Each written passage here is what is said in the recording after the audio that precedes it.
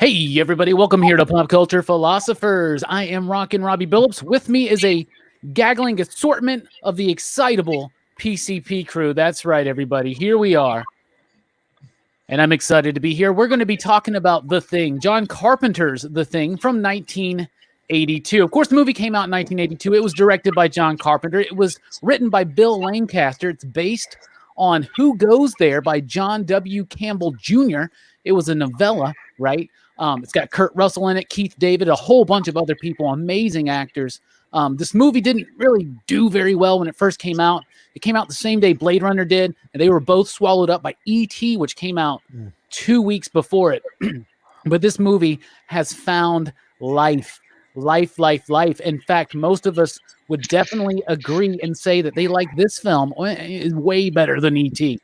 So we're going to be talking about The Thing from 1982, John Carpenter's. It was the winner of the PCP Army Movie Poll John Carpenter edition.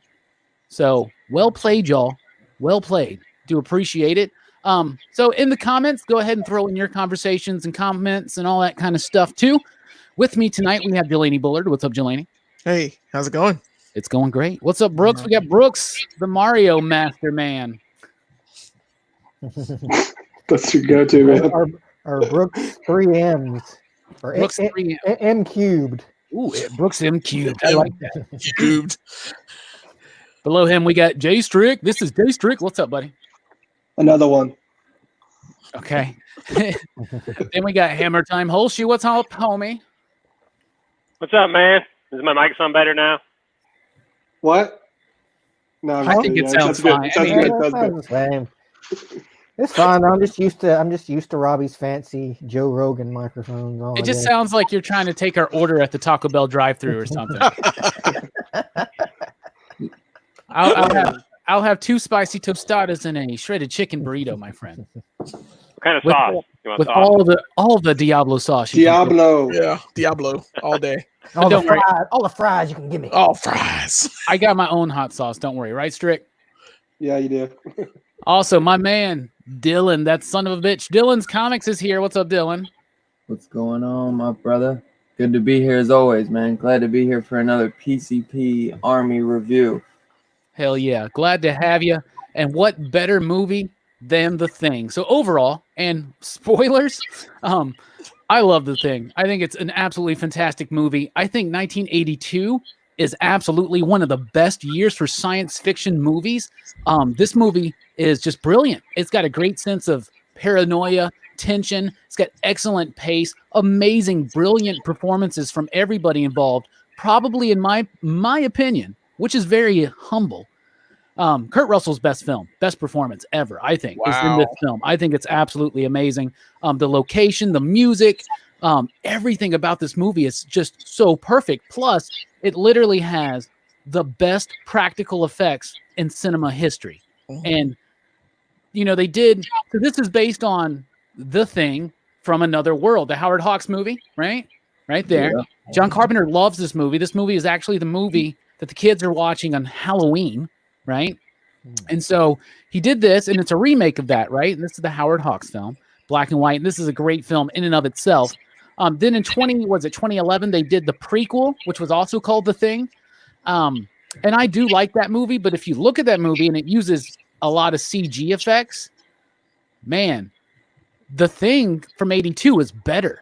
Those practical effects hold up even today against some top-notch CG. Not saying that the 2011 Thing has top-notch CD, but I mean, this looks better than I don't know what's the big CG Avengers.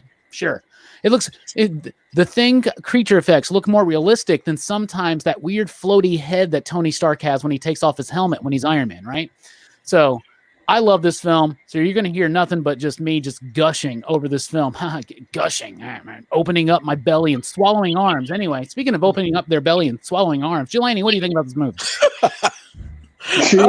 Nice one. Okay, yeah. I love this film. I don't know how to start off with that lovely introduction though, but yeah, I love this movie. It genuinely still scares me. When I saw it when I was a kid, I had to look away so much because the body horror is it's visceral, man. It gets in my bones.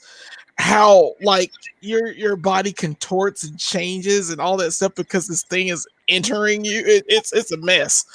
And like I still have to turn my head even now for that film. That was Stan Winston. That's all Stan Winston's work. He did Jurassic Park, work for Jurassic Park. So the practical effect that they do in this film, I mean, it's gorgeous.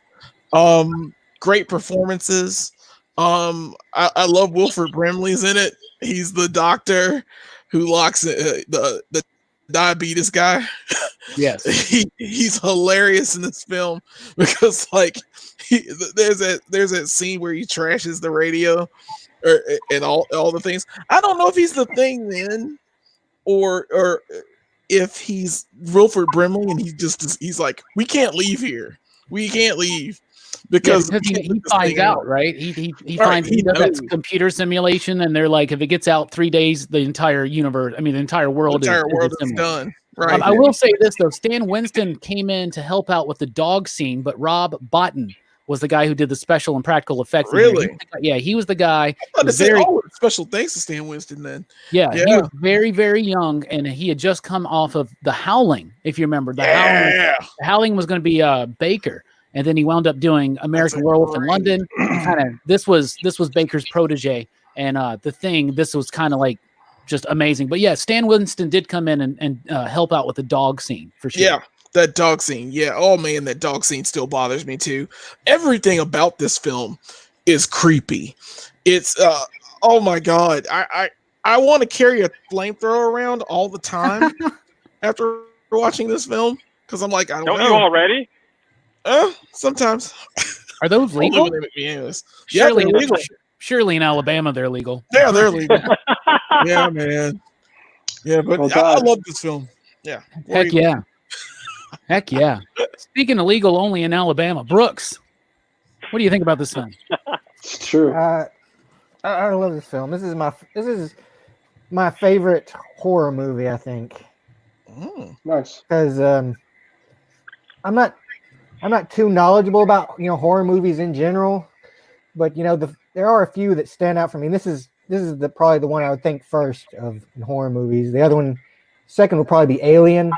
Oh, yeah. I think this movie is scarier than Alien because like being absorbed by the Thing or infected by the Thing is way scarier, I think, than being killed by a xenomorph. I know, because when like the heads are stretching off and all that kind of stuff, it's so scary. It seems like this is such torture, Yeah. Mm-hmm. It's crazy, and it has one of the best animal actors I've ever seen. That dog at the beginning is like, that dog is such a good actor. I'm like, I believe something's up with that dog. I've seen a video review of this, and the guy said that this is the best performance in a film ever by a dog, and I was like, he's right, like 100%. Yeah, it's a great film. It really stands up, and it is listed up there. It's definitely top 10 horror films for me, and it is a little similar to Alien at times, but what this does so well compared to Alien is that Alien's good, and you do get that sense of body horror there. And it's tough to say, because would you rather be, gotten by the Thing, or would you rather be impregnated by an alien? I don't know, and especially imagine the terror once you figure it out. But this movie is absolutely phenomenal, and what it does so well is it makes it feel from the very beginning, before the creature's even seen, isolated, paranoid, fed up with it. And you know what? How relevant is this movie even still today? And I am kind of mentioning like the fact that people have been locked down, people were going stir crazy, right? But also just the idea of the theme of the movie, which is about distrust, right? Mm-hmm. And every single actor and the way that the film is paced expertly reveals this as the film goes. Speaking of intense paranoia and anxiety, Strickland, what do you think about this movie? And this was your first time watching it. Yes, it was. Yeah, dude. I mean, I think we can all agree like this movie is amazing. For me, like it's so interesting. Like I think it's been a while since a movie kind of made me feel or even like freak out, and like this 100% did that. Like from the get-go, like with the dog, like from the opening scene with them trying to shoot down the dog, and like I'm just like crunching my popcorn, just like I don't know. This watching this movie and enjoying it so much just reminded me why I love cinema. You know what I'm saying? Oh yes. Like it is just such a good movie, man, and the score is good too.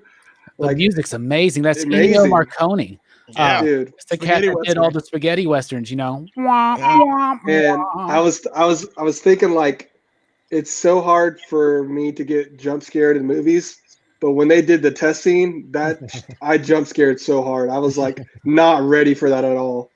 And I always like give kudos to a movie when they could do that to me, you know?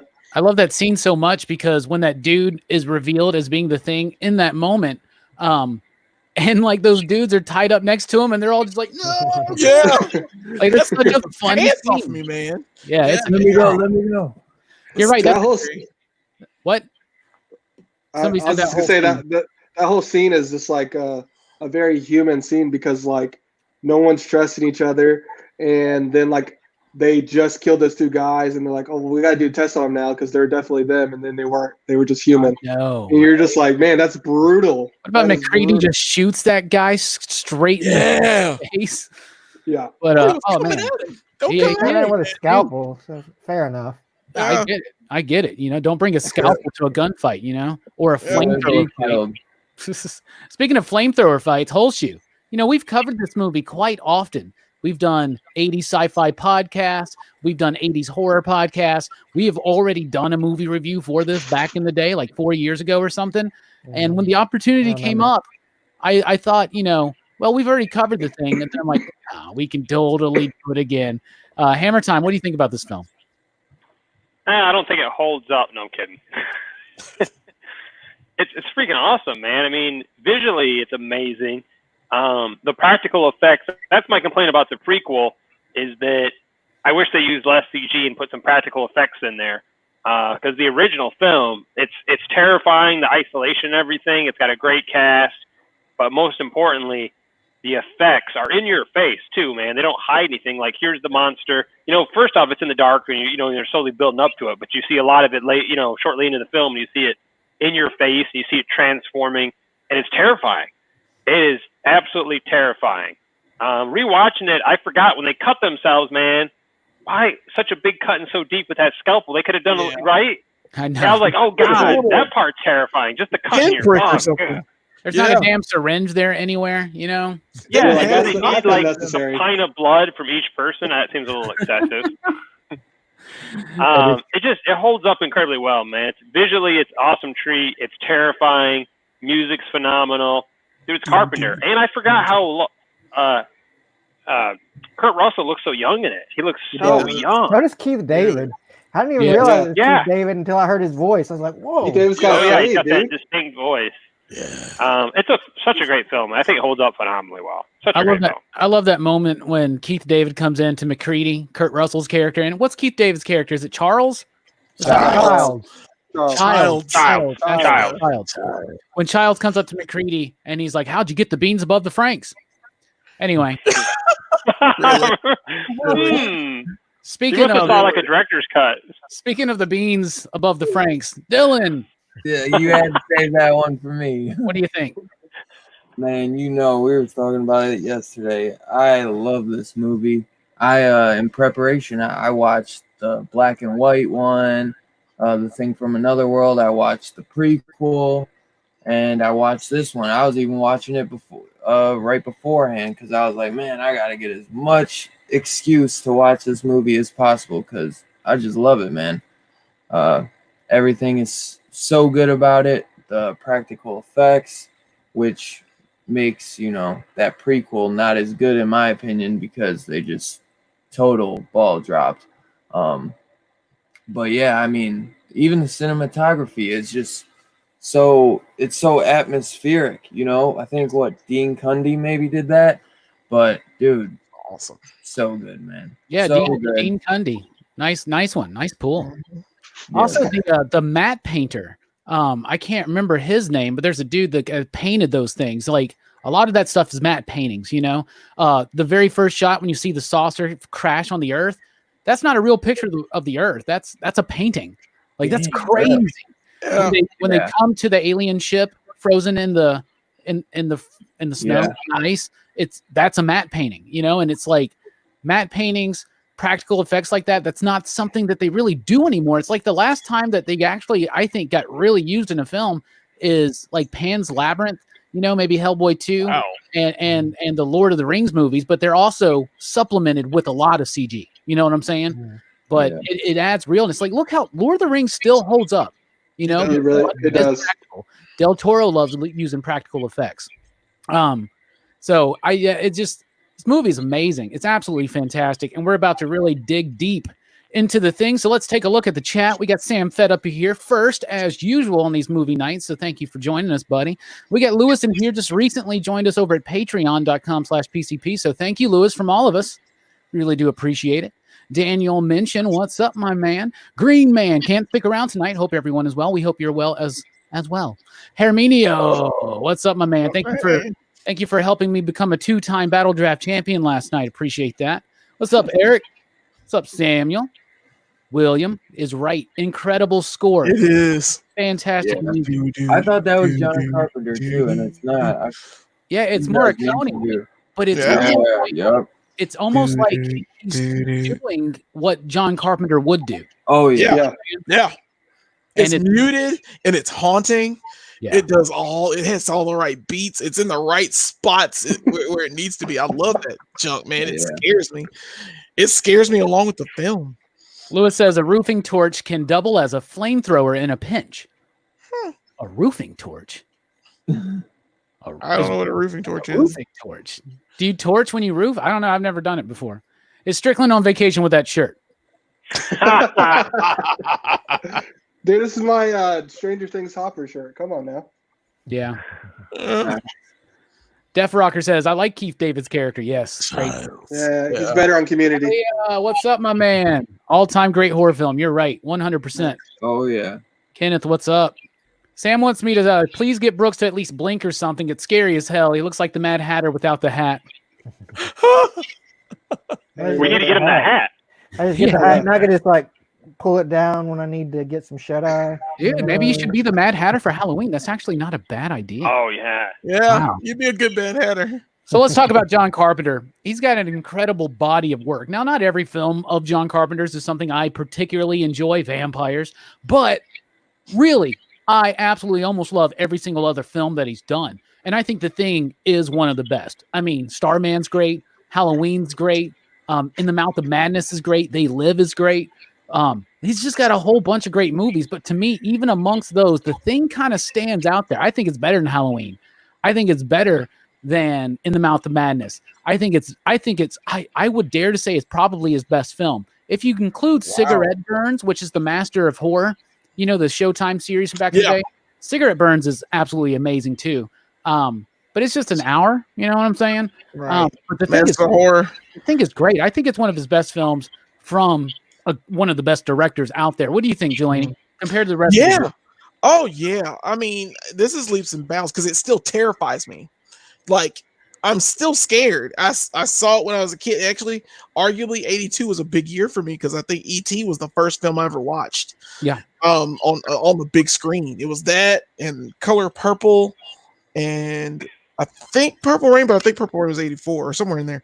But all of that, my parents were going to the theater all the time. And we never watched The Thing in the theater because I didn't watch rated R movies at that time. But when I finally saw it, I think I watched it with my cousins. The first time was like on VHS. I ran out of the room. I couldn't finish it. Like, especially when the guy's arms get ripped off by that guy's stomach. Oh my gosh. That one scene, that entire scene where his head, the head falls off and the head makes the fingers and the bodies just pull apart. Man, I still think about it now because I didn't want to touch anything after that movie. Yeah, right. You don't want to touch anything because you don't know how God's gonna take me. It's almost like Rob Bottin looked at Alien, which came out a couple years before, and was like, "Oh man, that chest bursting scene is crazy. Let's do something crazier." That scene's amazing. It's their arms are made out of Jello, right, with wax bones in it and like gelatin and rubber tubes for veins and stuff. Yeah, like the way the flesh looks is just so gross because it's all like so moist looking and like Oh. slimy and shit. Yeah. They actually found a dude who had lost the lower parts of both arms in an industrial accident, and then they like did a mold of the actor's face who played the doctor, and then made the guy wear the mask, and that's why it looks so realistic when his arms were gone. Wow. That's really practical. Eric says that doctor was not too handy. Oh. Mhm. Oh man, Dad that's what I jokes. forgot to mention. Every time that like gets me to jump, like when I see him go, and then the Oh, hand's man. just gone. Oh. The pacing Arms of just it's great. gone. It is. So well done. Speaking of so well done, Brooks, you look good and toasty. What do you think about this compared to other films from John Carpenter? Well, I think it's better than Halloween. I like Halloween a lot, but I think this movie is better. I think it's probably my favorite of his movies that I've seen so far. I get you. That's a good. You don't like Ghost of Mars? Oh, I haven't seen that. Okay. okay. I don't know if I'd worry about it, to be honest. Yeah, you're good. You're missing nothing. Rick, what do you think? Have you seen any other Carpenter's films? Yeah, I think this is one of his best films. I don't know if I'd give it the edge on Halloween, but you have to look at The Thing and like honestly, it's just masterful. Like the movie, you know what I'm saying? Like there's so many thought out scenes and like I'm sure we're gonna talk about it, but just so many scenes are thought out, and then up to the very end, the whole conversation of like who is who, you know? And like I just think that is like amazing that he did that in this film, because you got to think like this is almost like 40 years ago, right? You said 82? Yeah. 82? And like I saw this for the first time this week, and that like still moved me, you know? Like that's crazy. Yeah. Speaking of 40 years old and still moving you, Hammertime. What do you think what do you think about The Thing compared to the rest of the catalog from JC? Not Jesus Christ, John Carpenter. I really like his work, man. I think he's a good director. I think he has a good vision. I think he does a good job. I'm a big fan of Halloween. But Halloween's a completely different take on the horror genre because there's a lot of suspense and it's very slow paced. Versus The Thing it starts off slow, but it's right in your face. You know what I'm saying? Once you start getting the monster there, so it's a different direction. I was thinking this is the first film that he worked with Kurt Russell, but I guess I forgot that Escape from New York takes place. It was actually filmed before this. You know what I'm saying? It came out in 81. 81. Yeah. Plus, there's that made for TV. Because they also did Big Trouble. Yeah. Oh, I forgot he was in that. And then Big Trouble in Little China. So he became I mean, they worked well together. Yeah, and then of course Keith David shows back up in They Live. Yep. And the best fight scene ever. Which they're doing those. They're definitely doing those 2 sequels, right? I guess he cemented a deal with Amazon. You saw that, right? No. Oh, they're doing 2 sequels to They Live, and Amazon. John Carpenter signed a deal with Amazon for those films. That's so awesome. Is it They Still Live and then They Die? I think it's called like They Still Live and then they Love or something like that. The third film has a weird title. I think it's called like They're Alive, and the next one's called like They Love or something. It's got a weird. I'm like, it sounds like Eat, Pray, Love kind of shit. I'm not sold on the titles, but John Carpenter straight up said that Alien. Universal, Fox. He said a lot of these big companies don't want to don't want to do smaller budget films. He didn't want to do a big budget, but Amazon gave him enough money to make the film he wants to make. So he's working with Amazon on these 2 films. Well, that's really exciting to hear. That's news that just broke this week. Yeah. Wow. That's cool. Wow. Come on, pop culture. Bummer that we can't get Roddy back. That's true. Man. Yeah. Oh, yeah. I think the best thing to do would be like have a different cast of characters for each one almost. You know what I'm saying? Yeah, a different aspect or a different location. Yeah, something like that. That'd be cool. I like that. I like that. That's really interesting news. Speaking of really interesting, Dylan, what do you think about this film compared to the rest of the catalog from old John Carpenter? Well, thank you for noticing that. I'm very interesting. But yeah, man. I hate that you didn't mention Christine, because Christine I forget about that one. I feel like everyone does. That's one of my favorites. John Carpenter. That's right. Yeah. I'm honestly like not that Stephen King and John Carpenter, man, you can't get a better duo. I didn't mention Village of the Damned either. That's another great one too. Yeah. I never been the biggest like Escape from New York fan, honestly. Like every time I try to watch it, I just like can't get into it. Maybe I gotta like really try to sit down and watch it one day, but just never been able to really get into that one. I love that one. I don't like Escape from LA, but I do love Escape from New York. Yeah, I hear it. LA has its moments, like surfing Peter Fonda. The only moments they have involve Bruce Campbell, I would say, with that Jay Leno chin.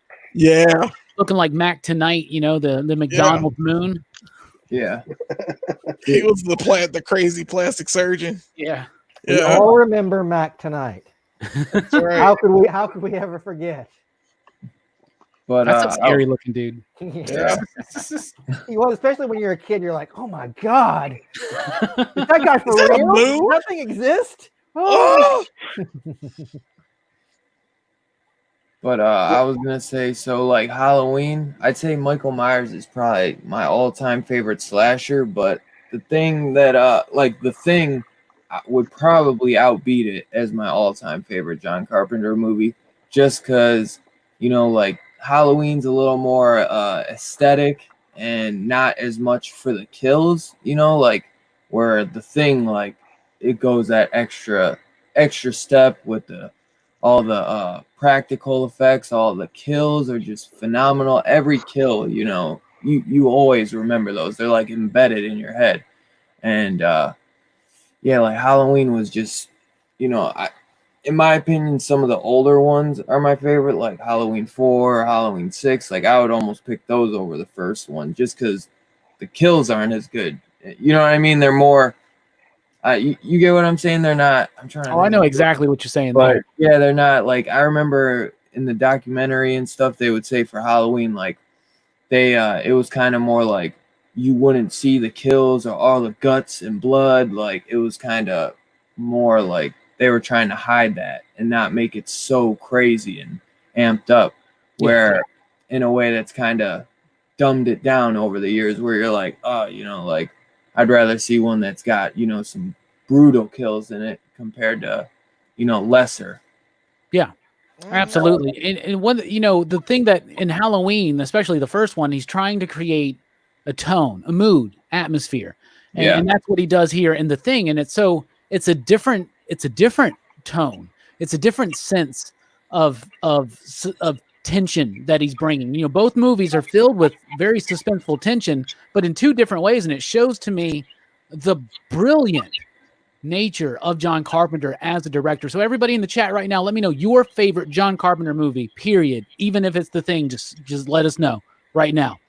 But he's so great at building that tension, and one of the reasons why, of course, is he's an expert director. He's got excellent editors. He lingers on reactions. He doesn't for a movie in which the special effects are very in your face, like John says, and they don't hold anything back, and what Dylan was alluding to, there's a long time until you really get to that stuff, and they're building that tension already through that. And one of the biggest reasons why it works is because of the performances of that cast. Everybody involved is amazing. Even the tiniest characters that barely get screen time, it works. They are amazing at what they do. What do you think about the cast, Jelani? What are some of your favorite performances? For me? Yeah, man. All right. Oh, sorry, I didn't hear you. Kind of cut out. You on the spot. Well, I would say, of course, Wilford Brimley. He was my favorite character as far as like just being. I just kept thinking of him just on the diabetes commercial still. And it's like he was just this geneticist who found it out first. He seems to be everyone up there was competent, even down to the cook guy. He was pretty competent, but I liked Wilford Brimley's character. I liked that he turned out to be like the main thing. I think he even tried to frame McCready as being one of the as being turned, but you couldn't tell. I mean, he started the hysteria. He pretty much trapped everyone there, and so I liked him. I love Childs at the end because the sadness of Childs, and I don't mean to give you two characters. Wilford Brimley is my pick, but I still don't know if Childs was copied or not. Yeah. I have no idea. So, and you don't get that. The ending is so ambiguous. You just don't know what happened. Like, did they just die out there? Yeah, and the way it ends with them just sitting there, and then it just goes to black, and then the music comes back. Boom, boom. Yeah. Boom, boom. Oh, it's Yeah. amazing. It's amazing. If you pull off the prequel, though, I'd say that Childs wasn't infected because he still had the earring in his ear. That's right. You know what I mean? That's I how. did that when I watched it the last time. That's right. Okay. Yeah. What about you, Brooks? Your favorite performances in this movie? I think everybody, like you said earlier, everybody did a good put in a good performance in this movie. But I mean, obviously, Kurt Russell as McCready is the one that stands out the most for me. Like, he is the main guy. Like, he has the most agency. He does the most, and he's the one guy that throughout the movie is absolutely not infected because he's always working against the Thing no matter what. Like, even when the other guys think that he's not the Thing or that he might be infected, and they lock him out and shit and he has to break in. I'm like, yeah, I still think I'm not buying it, Yeah. I don't think McCready would be infected at this point. And a great tactic that Carpenter did was that they didn't direct people when they were doing all the conversation scenes and stuff. They didn't let people know if they were the Thing or not. So they were all playing this authentic set of paranoia and suspicion, and it's something that really carries through. And Kurt Russell's amazing in this film. He's so intense, and I like Kurt Russell a lot. Okay. I do like him. Let's not forget he's been in amazing movies like Soldier, but and The Computer Wore and Captain Ron. What is it with him and eye patches? Anyway, Overboard. Yeah. Overboard. Good stuff. But I think this is his best performance. He's 100% committed. He delivers 100%. And speaking of delivering 100%, Strickland delivers 48%. So, what are some of your favorite performances? Yeah, I mean, I think everyone's kind of hitting the nail on the head. I mean, I think everyone was really strong in this movie. If I just have to go off script, I'm choosing the dog because the damn dog dodged 80 bullets in the opening scene. Yeah, and I'm sitting there thinking this dude is just trying to kill this dog. This is upsetting to me. He's just running and I have no idea it's the actual thing. So I'm sitting there man, this is upsetting. And he just acting his little heart out, dodging all the bullets. So I choose dog. And grenades. That's a good one. And grenades. And he took down the whole camp, basically. Yep. Yeah, right. Oh, that entire scene with the dogs too. When that's probably it's sad. It's oh my god. It's probably and the effects are amazing there too. Yeah. When the dog's face splits open and the skull pops out. I know, right? Oh, That poor dog got sprayed with all that slime or whatever the hell it was. Yeah. right. Yeah. I feel so bad. Anyway, Then the one guy, I always forget the one takes a shotgun. He takes one to the chest with a shotgun. I'm like, damn, that one wasn't turned yet. yeah, right. I'd rather get shot than turn into one of those things, man. Pass. Speaking of getting sprayed in the face with slime, Hammertime Holshoe. What are some of your favorite performances in this film? Before I get to that, I went to look up that article, and none of that's real. Really? So next time maybe I don't read the headline, I follow the source. So it would be nice to get a They Live sequel, but classic mistake. I feel really guilty. I would say Keith David and Kurt Russell. Of course, they probably get some of the most screen time. Yeah. But they both do a fantastic job. The whole cast. There's not anybody that is a wooden actor. They're reading their lines or doesn't seem terrified or genuinely scared. I think everybody does a really good job. I think they have a great cast, and they act the way I would. I'd be terrified. I don't know if I would be as tough as some of those characters, especially Kurt Russell. And the dynamite next to the torch is so close all the time that I'm like, oh my god, he's gonna blow himself up. Everybody accidentally. We just saw this helicopter blow up. He's gonna blow himself up. What if that's how the movie ended? It was just like he blows himself up. It's like that scene in Lost, when the dude just blows up with the dynamite in his hand. Yeah. Yeah. Yeah, you're right though. I mean, 100% everybody's is cool. I like the dope smokers. That the main dope smoker. Yeah. I like him. Child, dude, yeah. And I like the dude that's always on roller skates because I think that gives a little bit of personality. You're like, because he doesn't get many lines, Mm-mm. and so, but that makes that character stand out. So that's a nice little touch, Speaking of roller derbies, Dylan, your favorite performances in this film? Like everyone said, man, everyone's awesome in this. I like, I wouldn't say he's probably my favorite, but like the Donald Muffet guy, I think his name is in real life. Like when you get a moment, can you please get me off this fucking chair? Yeah. That's the captain, right? Or whatever. Captain. Yeah, dude. And as soon as the dog comes in, man, that, what is it? The Norwegian comes in shooting, man, and he blows his head off, man. Clean, breaks the glass out. Boom. I thought that was kind of crazy. Like his first reaction is to break his own window with his gun. And like, dude, I bet windows are not going to be easy to come by. You might need that. At least take the time to lift up the window. Yeah. He shoots that dude square through the eye. Like that's crazy. I love that moment, and maybe it's so funny to me when that he misthrows the grenade, and he's like, "Oh!"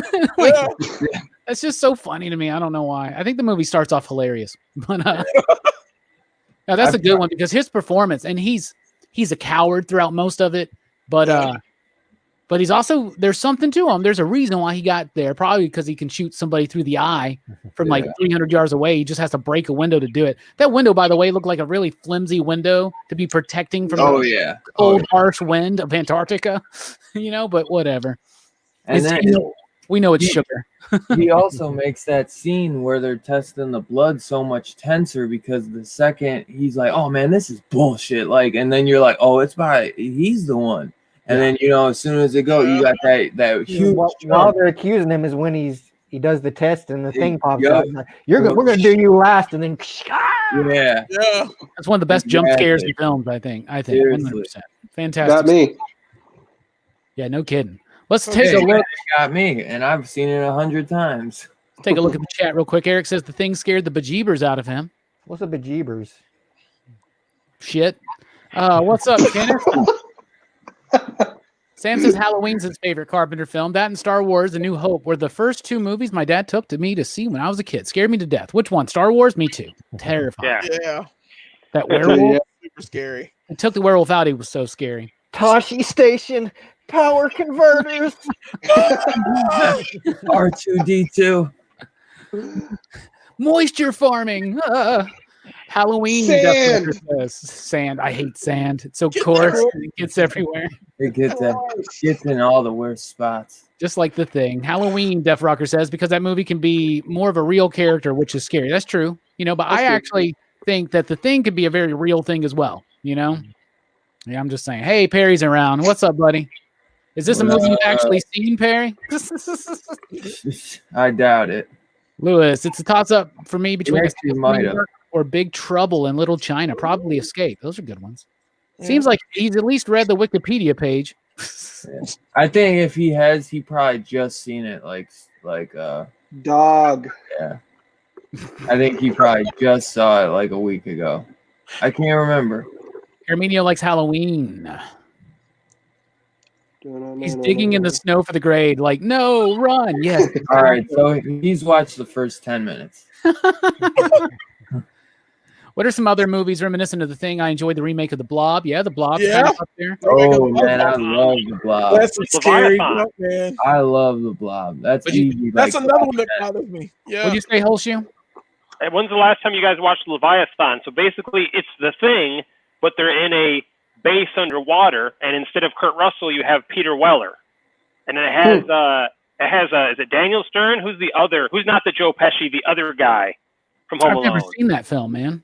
Me either. I've heard of Leviathan. I don't know. It Oh, sounds so good, yeah, it's got Peter Weller. It's The the other same good effects fish team. guy? It's the same effects team as the Thing. Yeah, the other guy. So Yeah. the same effects people, and they're underwater, and they're in this base, and they're trapped underwater because their shift is over, but they can't leave because there's a hurricane or something. So they're trapped in this base, and then one of them gets sick, and he's got like a parasite, and he starts transforming, and it starts merging with others. It is the Thing, but in in a base underwater. But What's it Peter called? Weller, Leviathan. Yeah. Yeah, so it I've takes heard place. of it. I've never seen It's it. though. basically it's not as good as the Thing. I'll give you that, but it's the same effects people, and it's the creature itself is still terrifying. They do a good job with the creature. It doesn't feel it feels. I mean, after seeing the Thing, it's not as good as the Thing. You know what I'm saying? The Thing is a superior film. It's like the Thing wannabe in water. But again, you got fucking RoboCop. There's some other actors in it, but those are the two that stood out, with Daniel Stern as being like the drunk idiot, and then Peter Weller, like kind of the leader of the group. And they're like, I think they're drilling or something for precious metals or something like that. And then they can't leave. And then this thing gets in the base and is trying to kill them. It's really cool. And it's very Thing-ish. So you got to watch Leviathan. Okay, I'll definitely have to check that out. Black Tower Terrain says the use of blue and red lighting in the movie is awesome. Yes, the cinematography is amazing. Yes. It really helps capture that feel of isolation, which is fantastic. Another thing that really helps it is the music. Ennio Morricone, the composer of Good and Bad and the Ugly and Fistful of Dollars and all that, all that stuff. And an amazing composer. Once Upon a Time in the West is one of my favorites. Time in That America, Monica yeah. theme. Oh my goodness. That's good stuff. West, yeah. It's gorgeous. And That's Louis really good wants to stuff. know our favorite John Carpenter movie soundtrack, which is a really good question. But before we get to answering that question, let's talk about the music. Why is this music so effective? I think it's because very stripped down. There's not a lot to it. Like if you just put this CD on to listen to, I don't know. Like it's just tones and sounds. But in the movie, it works so damn well. You know what I'm saying? I think the music is amazing because it is stripped down like that. It's very much, this entire movie is almost like less is more. The only thing that's like too much is the special effects and the performances sometimes. And I think it's a great balance. And I think the music being so simplistic sounding, but it's not simplistic because it's less is more. It's hard. It's harder sometimes than to just put a bunch of stuff in there. What makes the music stand out to you, Jelani? It's a character in the film. It really is. It makes it's haunting because it goes with the tone of what's happening. It does give you that isolated feel. It is broken down in a lot of tones, and I thought that there should be more. I thought because I've heard it so many different times, but with this viewing, I was like, wow, this music is very muted and it's kind of repetitive. But I'm like, but I get it. I get why it's that way because it tells so much. It's just the do do do do do do, and that tone just it bothers me because I know I've seen it so many times. I know it's coming, and it feels that music gives it that feel. So yeah, it's beautiful. What about you, Brooks? What do you think about the score? I think it's good. It doesn't stand out as much to me as like a lot of other movies, but I think that's good because you don't want it to overpower. You want it to kind of set the mood in a more subtle way. I think that's what a lot of this movie is about, the subtlety of the horror, which makes it work a lot better. Yeah, and the way it's juxtaposed with the non-subtle nature of second half gore and all that kind of stuff, but it's a great balance. What about you, Jay Strick? When you were watching it, did you notice the music? Did you feel how it accentuated the tone of the story? Yeah, man, it really did, and I feel like it reminded me of like when I wake up in the middle of the night to because I think I heard something and I go check it out. And I'm like, that's the music that's playing in my head. You know what I'm saying? Yeah. And so that was cool to see it in the movie. Like that's what I kind of felt like fleshed out. Like I felt that really, Yeah, and Morricone could have put his own stamp on it, and like if you don't know, it just sounds like almost a typical John Carpenter theme because John Carpenter does a lot of his own music. Obviously, he's a brilliant composer. I mean, he could have just had a career being a film composer, and it would have worked. For sure. And I just, the fact that he didn't stamp it with his style. It wasn't overblown.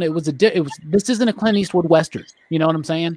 And he handled it, I think, the right way. What about you, Hammer Time? What do you think about the music? I love it. I mean, it's like you said earlier that it felt like it was his version of John Carpenter's music, like the synth and everything. It was almost like he went and listened to what John Carpenter had done in the past and said, "Oh, I can do that style. I can give you what you want, but I'll do it my way." And it's still unique. It's still beautiful. It's still haunting. It works great in the film. But you're right. It's different than John Carpenter, but it's very John Carpenter-ish. Yes. And I think the soundtrack is great. I think it works perfect for the film. It's not as memorable as Halloween. 'Cause Halloween's there's certain parts that stick in your head. Yeah. But overall, it's a great sure. score. It complements the film, man. It's fantastic. Everything. It's details like that. Like, first off, he's a great composer, but it goes to show that John Carpenter never takes things for granted. Not cinematography, not music. I mean, he makes sure all the pieces are in the puzzle to give you the puzzle. I don't know what else you can. I mean, it works, man. The music is fantastic. Yeah, absolutely. What about you, Dylan? Yeah, man, I love it. You don't get many directors that, most of the time he directs, he writes the script, and then not only, then he also probably, I'm sure he would produce it sometimes, be in the producing room, and then also do your own music. He caters all his own films, so he caters all the food. Yeah, seriously. Oh, wow. And I definitely get hints of, like, I feel, you can almost feel like you could definitely mistake and say, like, oh, John Carpenter. I mean, it's easy to mistake that he did it because he does a lot of his stuff. Yeah. But I would not doubt if he was in there with, the guy who was making this and, kind of throwing some of his own tips in there and telling him what he wanted to it. And then he throws his own style, which I think is maybe why it came out so well. Yeah. Because he's like, this is what I want. And then he turns it into his own thing. And it just works perfect, man. It gets you super tense. Like, I've seen it so many times, like I can't even count.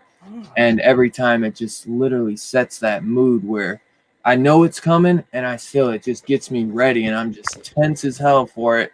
And I'll still jump, it's awesome, man. I always enjoy it. And it's just so atmospheric, Yeah, he's a very hands-on director. He likes doing multiple tasks. He's very much like a Robert Rodriguez. Robert Rodriguez was probably heavily influenced by John Carpenter, if you really think about it. And, John's gag about catering, I wouldn't doubt that, because also John Carpenter, little known fact, makes a badass Swedish meatball. Anyway, so now we're going to answer the question, what's your favorite John Carpenter score? What's your favorite John Carpenter movie score? Doesn't have to be necessarily written by Carpenter. Obviously, like The Thing. Me personally, like, as much as I love the Halloween theme, it's one of my favorite horror movie themes. I think it's very repetitive, right? You know what I'm saying? It's like there's like 6 minutes of music written and they just use it throughout all 90 minutes. But I do like it and it's very effective. But my favorite score is probably The Fog. I love the music in The Fog so much. You stole mine. Did I really? Yeah. That might be my favorite as well. Fog is amazing. Like, the movie Shit creeped me out. I don't think it's one of his best films, but it's definitely one of his best scores, in my opinion. 100%. What about you? I love that I film. forgot about The Fog, man. I love The Fog. It's gonna be Halloween. I mean, come on, man. It is a great theme. It's a great theme. It doesn't go though, but it's still scary. It's haunting. It makes me want to run. It just does that for me. So I'm still going Halloween. Sticking with it. Halloween H2A might be better, but the Ottman score. Oh my goodness. Oh, yeah. Well, You just stole my second one. Yeah, but that's not a Carpenter movie. that's not a Carpenter movie. Yeah, that's a Steve Miner film. Who did that's Friday 13th. Steve Miner did Friday 13th, right? Mm-hmm. No, he did. Sean Cunningham did Friday the 13th. Steve Miner did one of the sequels to Friday the 13th.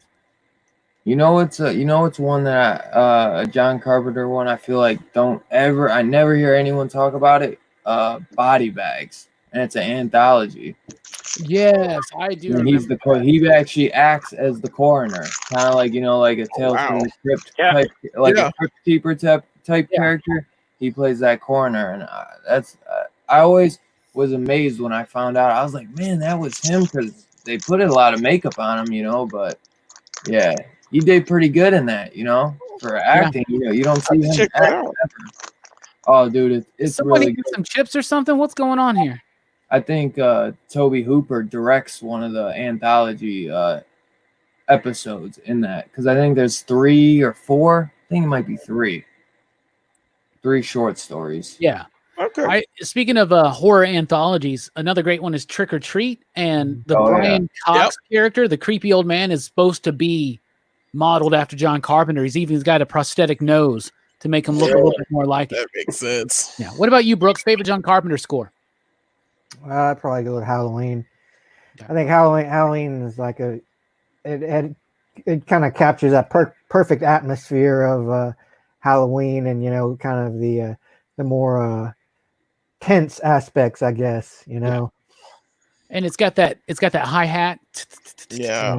And everybody focuses on the do, but like the rest of it too. When you just have the piano go like dun dun dun dun dun dun dun dun dun. So that's good stuff. What about you, Strickland? Is it The Fog?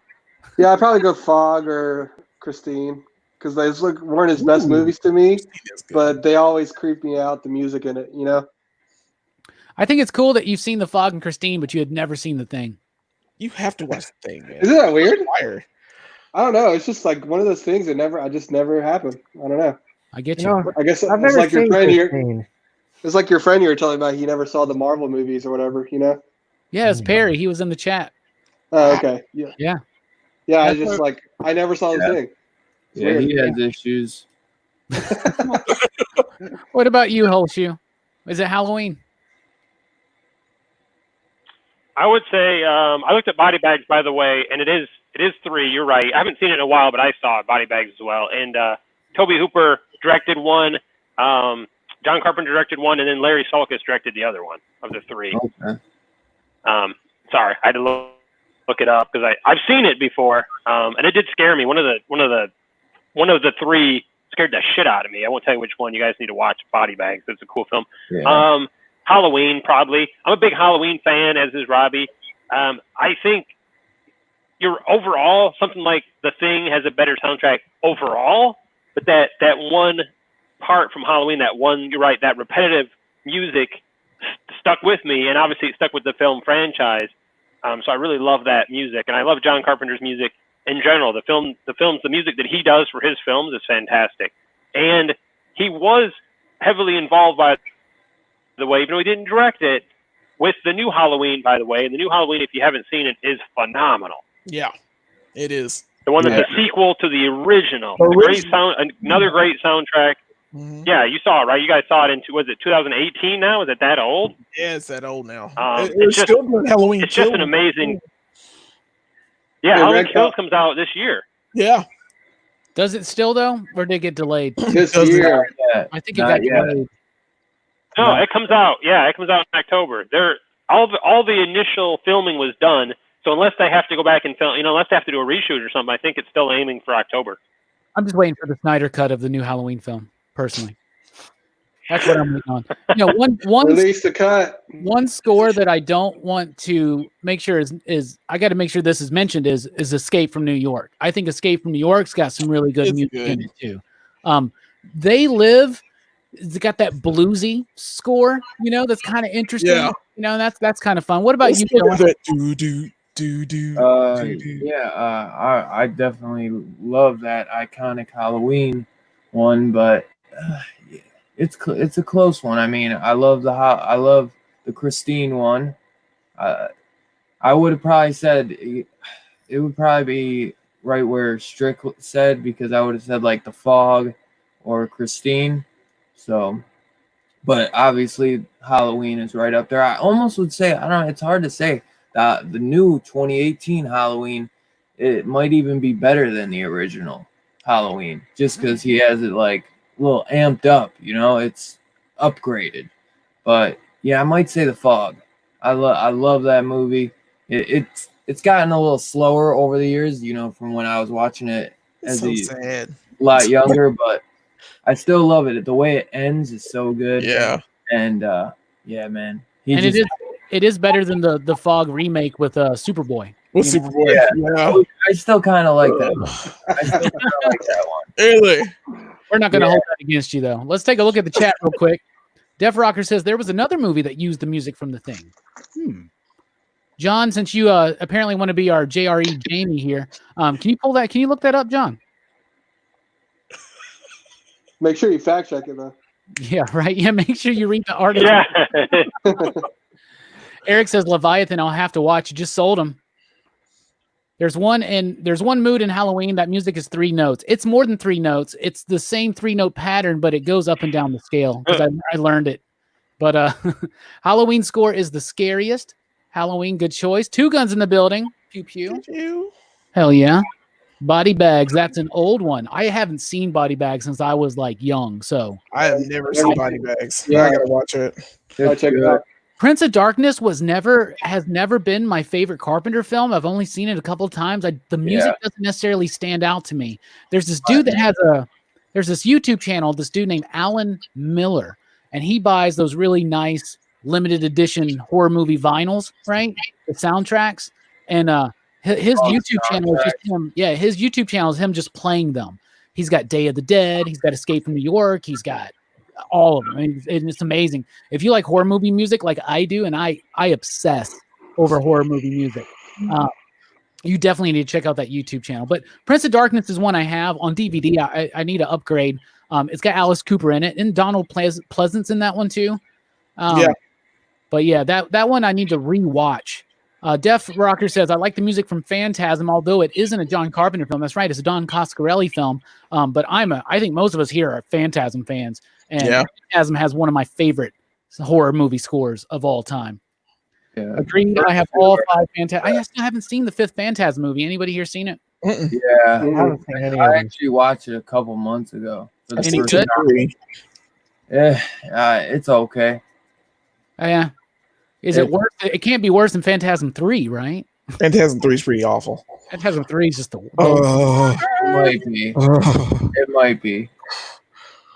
Herminio, yes, Escape from New York was awesome. Herminio's living Escape from New York right now. Yeah. I don't want to ruin the last one for you, but they kind of do some things that kind of will kind of make you mad and just be like, really? But I think that's what they do with later movies, man. Do they have a box set available now? Because it's always there. There's always a rights issue. There is. Best Buy had a box set, I think. Maybe check Amazon, but yeah, there was definitely a box set. I need to get it because the only one I actually have is I have a DVD copy of Phantasm 2 and I have the Blu-ray, the most recent Blu-ray of Phantasm. Michael says, but effective. A lot of times, simple is the best way to go. Yeah, I get it. I think the Thing score is simpler, more simple. Yeah, and I think it strongly works. So before we get to the ratings, one final big spotlight on the CG. I mean, not the CG, my bad. On the practical effects. Rob Bottin, absolutely amazing. Yeah. Amazing. He did the 76 King Kong. He did the Joe Dante Piranha. He did the Fog, so that he had worked with Carpenter already. He did the Howling, right? Like we were talking about, the Thing, obviously. He did segment 3 of the Twilight Zone movie. Was that the cartoon one? I don't even remember. Is that the cartoon segment? What's segment 3? There's 4 in the, right? Yeah, there's 4 anthologies. I forgot. He did the right. Y'all ready to really understand how important Bottin is when we hit these next movies? Explorers, Legend, Witches of Eastwick, Interspace, RoboCop, Total Recall, Bugsy, Basic Instinct, 7. The first Mission Impossible film, he got out of there before it all turned to shit. Man, you still haven't watched them, have you? Fear and Loathing in Las Vegas. That means Fear and Loathing in Las Vegas. That means that he did the Lizard Lounge scene, right? Fight Club, Mr. Deeds, and Serving Sarah was the last one he's credited with. on Wikipedia. Mr. Deeds, the Adam Sandler movie? Yeah, what did he do in that? I don't even think I've seen that Did one. he do the crazy eyes on Steve Buscemi? Probably. That's the Hey, only thing I don't think think of. I've ever seen that film. I think Big Daddy was the last one I saw. It's all right. It's not very good. I thought Mr. Deeds. Yeah, it's forgettable. That's the only one. That's the one with Winona Ryder in it. Right Yeah. after she did the shoplifting the, thing. the reporter, yeah. Yeah, I've never seen. Yeah. Yeah, I've never seen that.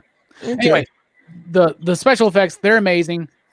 I'm going to basically ask you to just wrap up your thoughts on that and then describe your favorite scene that hasn't been mentioned yet. And obviously, I get to go first. My favorite, it's the dog stuff. The dog stuff is truly horrifying to me. Dog. Very effective. That scene is it. I don't like seeing animals get messed with in films. Me either. But I don't mind when they do it and they do it effectively. Like, but that's usually a rule. You don't kill the animal, you don't kill the baby. You know what I'm saying? Yeah. And that doesn't always work out. Just see any Stuart Gordon film. But that scene is very effective. And when that dog's face opens up, it blows me away. What about you, Jelani? Yeah, it's the table scene with the arms. It's got to be. That still freaks me out. As a little kid, it scared the crap out of me. I remember running out of the room for that. Everything about that scene, because like I kind of knew he might have been one of them because he started coughing and acting, a little strange for a while. I was like, is he sick? Why would he just randomly be sick? No. Yeah, and They they're like, really thought he had a heart attack. yeah. I'm like, he's dead. No, he's one of them. Dude, and after he eats his arms, and then you just see all those like tubes and tendrils coming out of it. Oh. Ugh. The last one with Wilford Brimley's messed up, but that still sticks with me. The head coming off too. Oh, That I whole know. And then thing, insides, all of it. Yeah, it's and it's like like one by one, like It was Ugh. awful. Yeah. Ugh. Speaking of awful, what about you, Brooks? Well, all the scenes with where the thing like finally reveals itself are like some of my favorite stuff in this movie because it's like I just love seeing how crazy this thing can get, and it's like how it just stretches all these features out and like puts an arm in just a random place and a leg in just a random place. It's just so crazy. And like another one of the grosser scenes is the autopsy when the doctor has taken out all the organs from the thing. yeah. He's like pointing out like, yeah, it's got a heart, it's got lungs, it's You got got intestines. the faces that are like merging together. And Yeah, everything. the two faces fused together. It's Yeah. Like, ugh. Yeah, which you see how This that is still the grossest movie I've ever seen. Hands down. Yep. I agree. I think it takes. I definitely think it's even above the first Evil Dead. That's a pretty Yeah. gross movie. Oh, I don't know Yeah, about it is. that. Dude, The no. first Evil Dead's kind of funny I don't know because it's about stop that. motion. First Evil Dead's But gross. this too. is like- Strickland. You don't think Yeah, it's gross? This was some of the scenes in Evil Dead. I was like, oh, this It's one. not This one I could like, dude. I suffered through this. I This was one like, looks is more good stuff. realistic. In Evil Dead, it looks like Play-Doh sometimes. It does. Yeah, I think it was GAC 10 years before GAC came out. I don't know. What about you, Strickland? Well, then what are some of your favorite effects scenes? yeah. I don't know if you said it or not because I know you mentioned the dogs, but that scene where it takes all the dogs. Basically, I was like, no, he got all the dogs, and then like it's like ripping out. You see like one of its heads. One inside dog of it. survived, but he got Did it? axe murdered by the doctor later on. It did. That was so sad. That's why sad. that one character was like so upset about all the dogs. Yeah. Yeah. that would have been me. That would have been me. I forgot his name now. The guy that looks like Lineback. Yeah. The guy that Yeah. gets shot in the Yeah. head. He's been in stuff. He was like a TV dad for something. Yeah, he was in. What was he in? Remember. I Was can't. It's not. His name's Wes- Richard Mazur or something like that. He wasn't a sitcom. What was it? You looking it up? I'll look it up now. Which one is he? Richard Mazur? Richard Mazur. The- I remember his name. I know he's a dad. He was a dad on a TV show. Somebody said something about Carpenter killed a kid in The Blob. He didn't work on The Blob. The Blob, did he? Oh, he Did was. you? He was in It too. I remember that. He was in the original It. Yeah, he was. Was he? Yeah, he was. Who was he? I love The Blob though, Was, man. Was he Was- one of the kid? No, he would have was been it old. Stanley? Oh, he played the older version of him. Yeah, wasn't he like the first one that died in the he's second the first part? one that died. He Yeah, kills himself in the pool. I mean, in the tub. Oh, that's him. spoilers, guys. Jeez. Let's see. Oh, you'll be fine. He was in All My Children, guest spots in MASH, It's in Multiplicity. Hi Hawaii 5-0, Happy Days, Picket Fences, Matlock, Murphy Brown. Picket Fences. That's where I remember him. Yeah, That's where I remember him. That's Tom Skerritt. No, that's Tom Skerritt. No. But Richard Major was in that. It was in Picket Fences. I got you. Yeah, I like Picket Fences. He's in Orange is the New Black. That's something recent that he's been in. Yeah. He was in Play It to the Bone, a very underrated sports movie. He's in My Girl. That's right. He is. He's the dad in My Girl. He's not the dad. Isn't he The dad's Dan Aykroyd. Oh, that's right. He is Dan Aykroyd. He's the friend of the dad. Yeah. He's the friend of the dad. He's in Encino Man, the classic. Classic. What about you, Hammer Time? I was going to say, I looked up that music, by the way, and apparently he gave an unfinished copy of the film to the what's his name, Marconi, how do you say his name? Mm-hmm. And two things. Number one, the music that he gave him initially, John Carpenter was like, oh no, fewer notes, something more, I guess, simplified, right? It's his style. And so the music, part of the he gave John Carpenter, that John Carpenter rejected, he used in The Hateful Eight.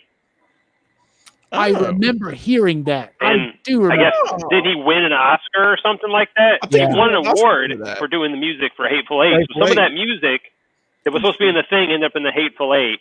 And then I also didn't realize that since the film wasn't finished, when John Carpenter had finished editing the film, he had these gaps with no music. So John Carpenter did all the music where there was gaps in music. So half the soundtrack was actually Carpenter. Wow. Which makes sense because he's Are a you sure musician about himself, that? and he felt that, and he wasn't. Yeah. And they just released a vinyl record that's got that music that he did for The Thing. So it's now available on vinyl from Waxwork. So if you're a vinyl collector, if you want The Thing music that was done by John Carpenter, that's available on vinyl. I don't know if anything is Marconi stuff's on there, if it's all John Carpenter stuff from The Thing, but it's available on vinyl now, and that's a real thing. So Cool. Okay, so jumping to I would say the head. We talked about that a little after he loses his arms and the head jumps off, that like spider head thing. Oh. And you think it's going to get away. It starts to walk away because the guys are not paying attention to it. You know what I'm saying? Yeah. And then it stops in that doorway, and they look over, and he's like, he can't even believe it. He doesn't say anything, like pulls the guy, and the guy looks over. And then, luckily, Kurt Russell had time to use the flamethrower on it because it stops in the effing doorway. But that terrified me. I was like, that's going to take off and be somewhere in the building. You know what I'm saying? Yeah. The spider head thing. Later. Oh, God. That scared the shit out of me. Yeah. I'm assuming it was like an RC-controlled fake head. Because every time it pops up, they like just torch the fuck out of it. Yeah. So when it pops out, it's like it has to have like plan B. Yeah. Yeah, it's nice to see. It's nice to see the journey of McCready, where he's actually able to kind of become the leader and like he's the one that kind of corrals everybody. Because otherwise, I mean, without him, they would all have been chaos. They would all killed each other. You know what I'm saying? Yeah. They all died anyway, though. That still is kind of basically what happens. But you know, he comes a long way from the very beginning when a computer beats him in chess, and so he throws his whiskey into the computer. Yeah. Cheating bitch. Great. Yeah, right. Oh, great, man. Speaking of cheating bitches, what about you, Dylan? Shit. Called out. Well, you guys stole all of mine, so I'd probably agree with Hammer Time. Like when I was watching it the other day, I always would probably say like the arms getting cut, like taken off. That is always just a great one. But I'd probably say, because I'd honestly felt exactly what Hammer Time said. As soon as that head rips off, you're like, oh, you feel it with every time, every little like cord you see ripped off, like, and it's green and slimy. But then when you see it like slide off the table and onto the floor, and then you see it walking, and you're like, no, dude, it's gonna get away. It's gonna get away. And then when McCready turns around and blasts that, yeah, man. There's so many good ones, man. Like the arm, the arms that kills me every time. But yeah, Another good one is the testing scene when the dude, starts changing and his head just like splits open like that, and this little bitty piece comes out, and or at the end when it's just like this amalgam of like everything. It's trying to mimic everything all at the same time. Yeah. Oh. Now that's how you do a head splitting scene, like in the helicopter of the prequel. Oh my god, it's so bad. Yeah. The like too much CG in the prequel, but I do like the prequel, but I think it's because I went into that movie with like the lowest of expectation, the lowest. I did too, because I thought it was a remake, and I'm like, oh, what the hell? They didn't market it as a prequel, which was so weird. And then you're like, well, that guy who does the helicopter does kind of look like Kurt Russell, so maybe it is a remake. I have no idea. But it's got one good jump scare too, and it's when it jumps out of the ice block. That gets me. That got me. It's cool to just see, what like those missing pieces filled in, but the CG is really what ruins it. Does the prequel ever show what the thing's original form was? Like what it looked like before it was thought out? No, I don't think we ever see that, right? I mean, because it's when it jumps out, and that's it jumps out, and it's so fast you barely see it. Yeah, for the origin, you got to watch Critters. All right, it's time to rate this film. So, out of 5 possible you digs, what do you give The Thing from 1982 by John Carpenter? Jelani. And this movie still scares the pants off of me. So, I've been beating it, but I'm gonna give it a 4.5. I would give it a full 5, but it scares the pants out of me. So I'm not gonna watch it like I can't watch this all the time. So I'm taking a little bit off. I'm just shaving a little bit off instead of giving a 5. You're shaving half of your dig off because it scares you. It scares the pants out of me. It was a horror movie, right? It was a horror movie. Good job. This isn't a romantic comedy. I know. It is a little bit. You could view this. How people do that thing where they like cut together a movie trailer, like they did the Mrs. Doubtfire as if it was a horror film. Yeah. What if they did this as if it was a romantic buddy comedy, and it's like Childs and McCready? That'd be really cool. One guy and the dog. Yeah. Yeah, and the other thing, of course, this movie spawned a sequel that was the video game sequel. I never played that. Anybody ever play that video game? No. There's a video game sequel to it. There's a board game that John has that we played that's amazing. Because like a couple of people could be the thing and you don't know and you're trying to figure out who it is. Brooks. And it was Brooks. I was infected from the very beginning, and I made you all. I drove you all to your doom. The thing is that the Thing board game does a really good job. I'll try to remember to put a link to the to the board game afterwards down in the description. But the game does a great job of making you all like not trust each other. You know what I'm saying? Like I thought all of y'all were the Thing, and it's a really fun thing to do. The very first time I ever played it was at work, and I was the Thing, and I turned everybody against each other and wound up winning, and it was really, really delightful. Also, you out there in the chat, let us know how many you digs you give it out of 5. Brooks, how many you digs do you give The Thing? I'd give this one 5. I like this movie a lot. And I enjoy watching it. Like I enjoy being scared by it because this is something that actually, really gets in your head, I think. And it bothers me personally. Like this idea of this fucking alien parasite that just takes over your body and like walks you around like it's puppet and shit. It's just kind of crazy, So yeah, I think as far as a horror movie, this is the kind of horror movie that gets me really. Another great scene too is when the dude with the beard, kind of early on, he's one of the first ones that with the thing, and they burn him alive, and he lets out that scream. Yeah. And he's giving like lobster claw hands or whatever. I don't know. Yeah. A perfect score from Brooks. What about you, Jay Strick? I am a harsh reviewer. I gave my last 5 you digs last week on The Sandlot, and I'm going back to back 5 you digs for The Thing. It's a damn near perfect movie for me, man. Like I loved it so much. I think it's super rewatchable for me because I actually love being scared. So I can rewatch this and just enjoy that all over again. I think Kurt Russell's a stud. I mean, a little young buck in this, man. And dude, it's just so good, like from start to Yeah. finish. And I've experienced a movie like that in a while. Probably the last movie that kind of like really made me love it so much was probably like Interstellar. Not that I'm comparing those two movies. It just made me feel a type of way, and this kind of movie They're did too. easily comparable. They're very similar. Yeah, moment when Chris Matt Nolan, John Damon- Carpenter. Man, I still haven't watched that one yet. Oh, dude, there's a Come on, moment where Matthew McConaughey's head stretches off this table and grows spider legs. It's crazy. And he goes, all right. A perfect score from Strickland. And it's crazy because, last week we did Sandlot and we all gave it a perfect score. And Jelani's trying to buck the trend right now. But like, I feel a trend coming, though. It is. Hammer Time. What do you give it? It's scary.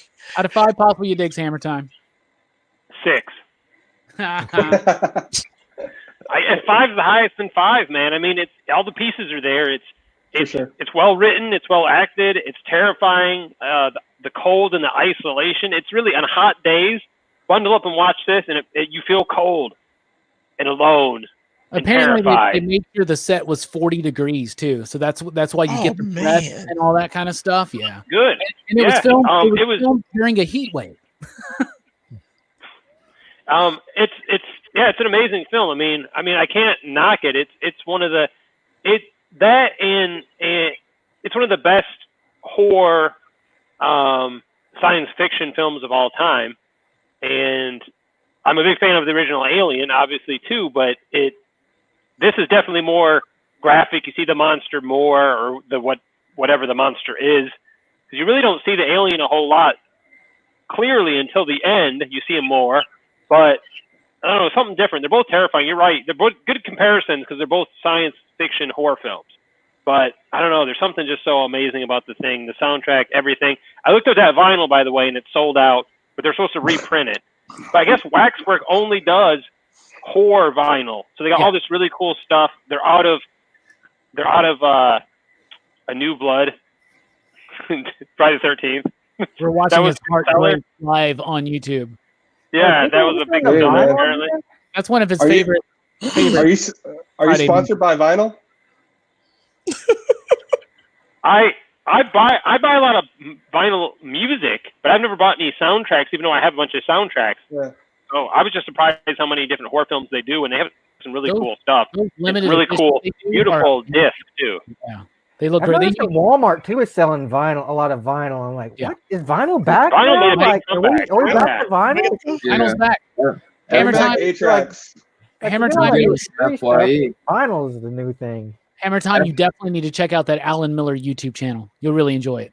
All right. Great stuff. Great stuff. All right, Dylan. Out of 5 possible you digs, what do you give it? And you out there in the chat, let us know. The Thing. How many you digs do you give it? Man, I don't. Man, come on now. I mean, you went last, so you had plenty of time. Oh, you say 5? Okay. I was joking, bro. I was joking. Trying to build up I was trying to build up atmosphere, intensity. Ooh, yeah, being inspired by the movie. But I'm disappointed. Jelani messed it all up because it should have got 5. Sorry. Always does. He That always happened. does. Can I hit him? That's not a Can I- man. How do I? It should get I'm not that changing because the it score scares either. you. It's Hey. 4.5 for me. John, punch him in the Hey. balls. Am I wrong? It should get that half because it still scares me to this day. That's why it should get that 5 because it still scares you to this day. It's Exactly. scary. I'm below Hey, Strickland telling me now. I'm not gonna watch it again. See, this is rewatchability for me. I'm not just gonna watch that unless we watch it. Ugh. Well, hold on. You gave Critters a 5, and you didn't give this a 5. What? We got problems. Nope. I got mental problems, man. I'll be fine. This movie scared a half of you dig out of him, man. Yep. I'll watch Critters again. I'll watch it 2-3 I more love times. critters. You Best watch Man, thing with a things shark don't would matter. be a On a 5. special occasion. Say what? Dude, every time we go, hey, I think we should watch The Thing, Jelani's like, okay, let's do it. Like, you're always willing to watch this I movie. like to watch it. It's just I can't.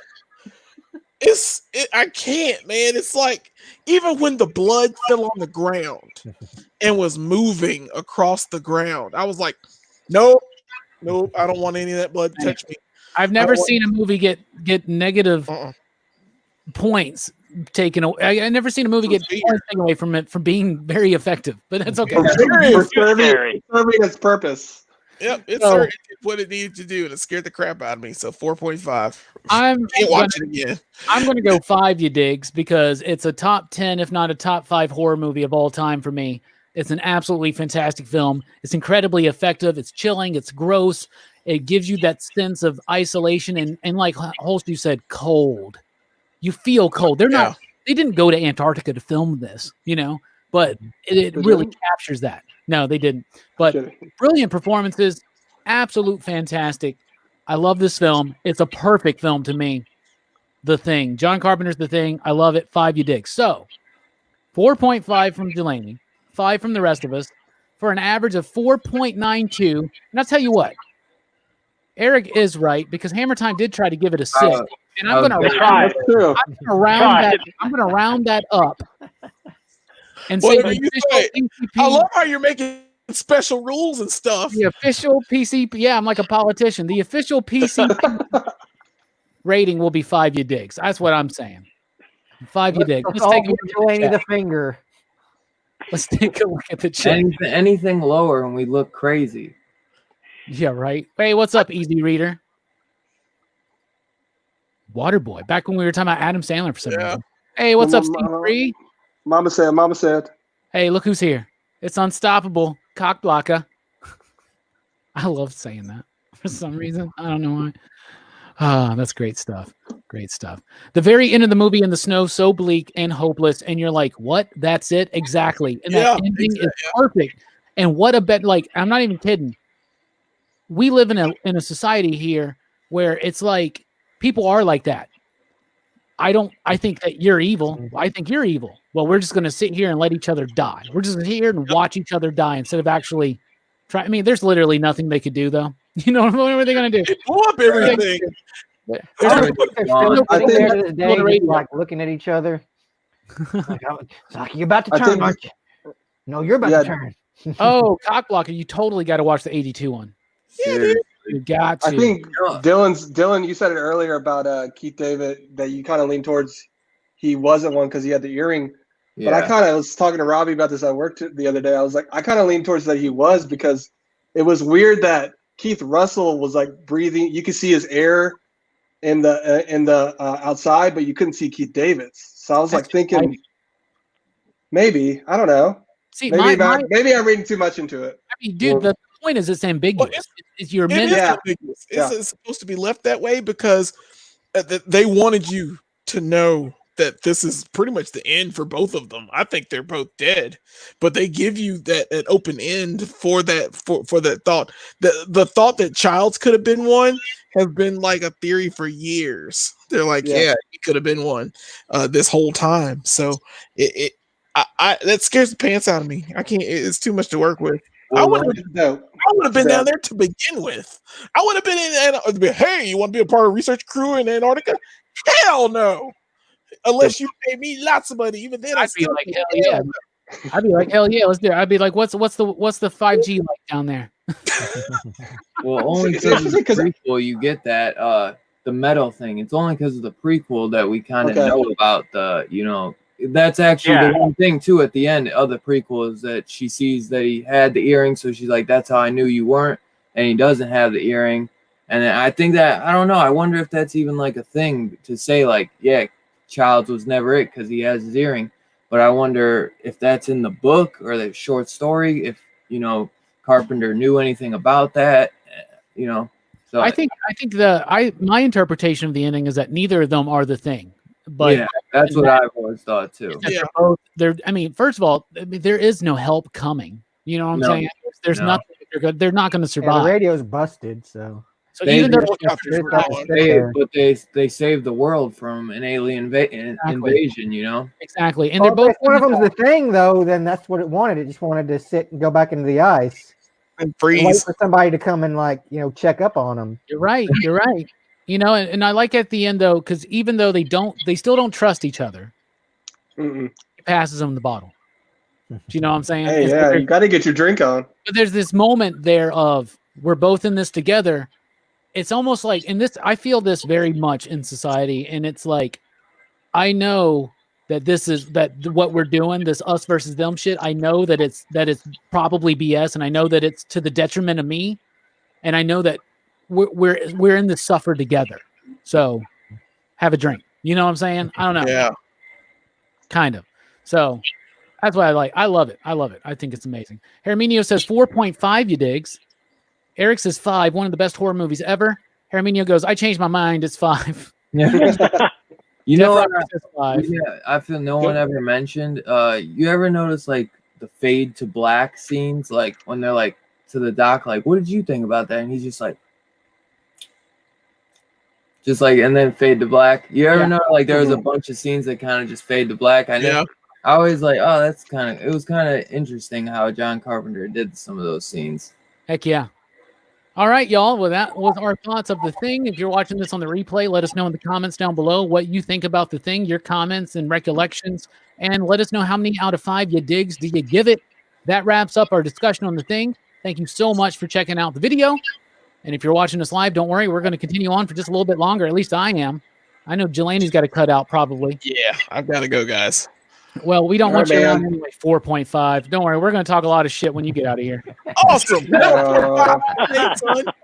just going to eviscerate you once you leave. Yeah. Thank you, Jay Strick. I appreciate that. Thanks for being here, Jelani. Final thoughts. Wrap it up. You guys are great. Yeah, The Thing is an amazing film, but I still can't do it, man. It scares me out of me.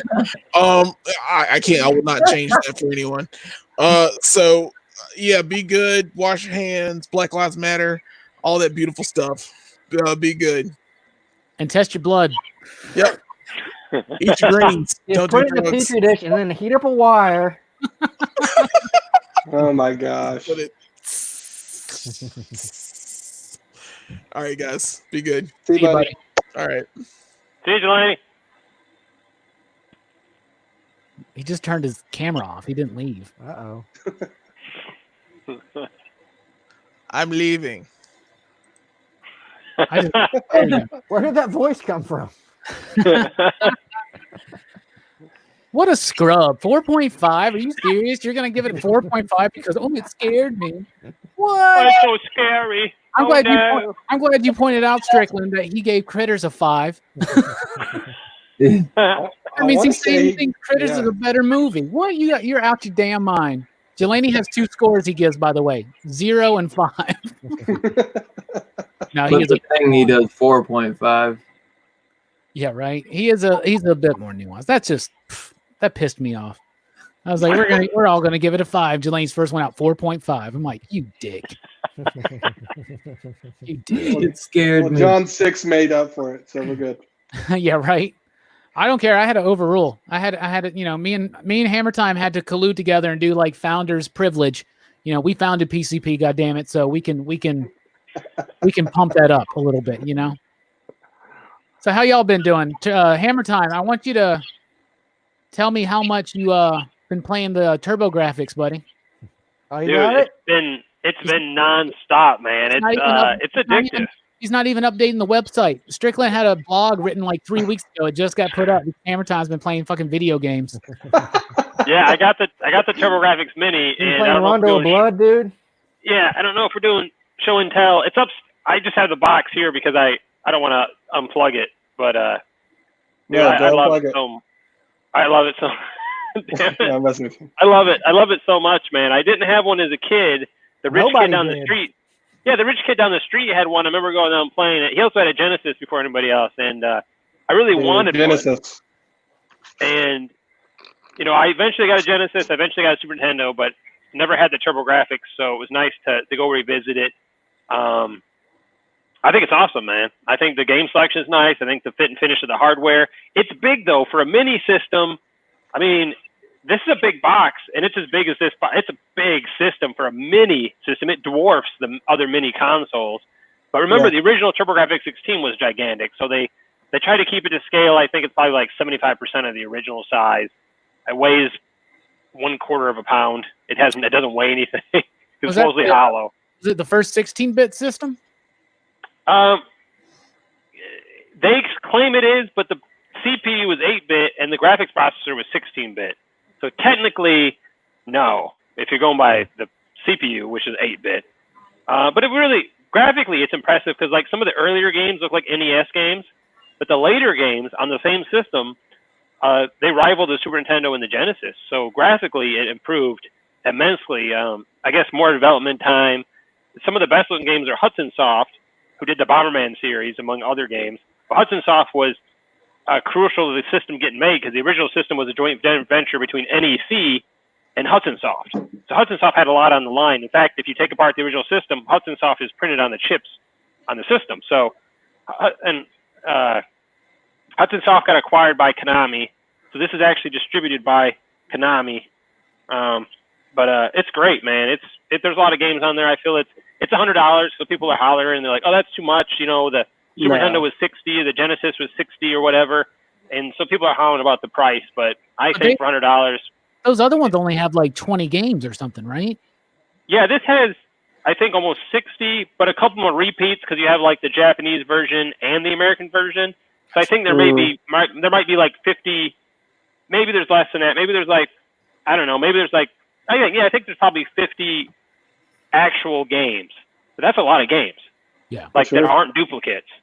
Unfortunately, one of the ones people are really excited about was Snatcher, and it's only on the Japanese side, and it's all in Japanese.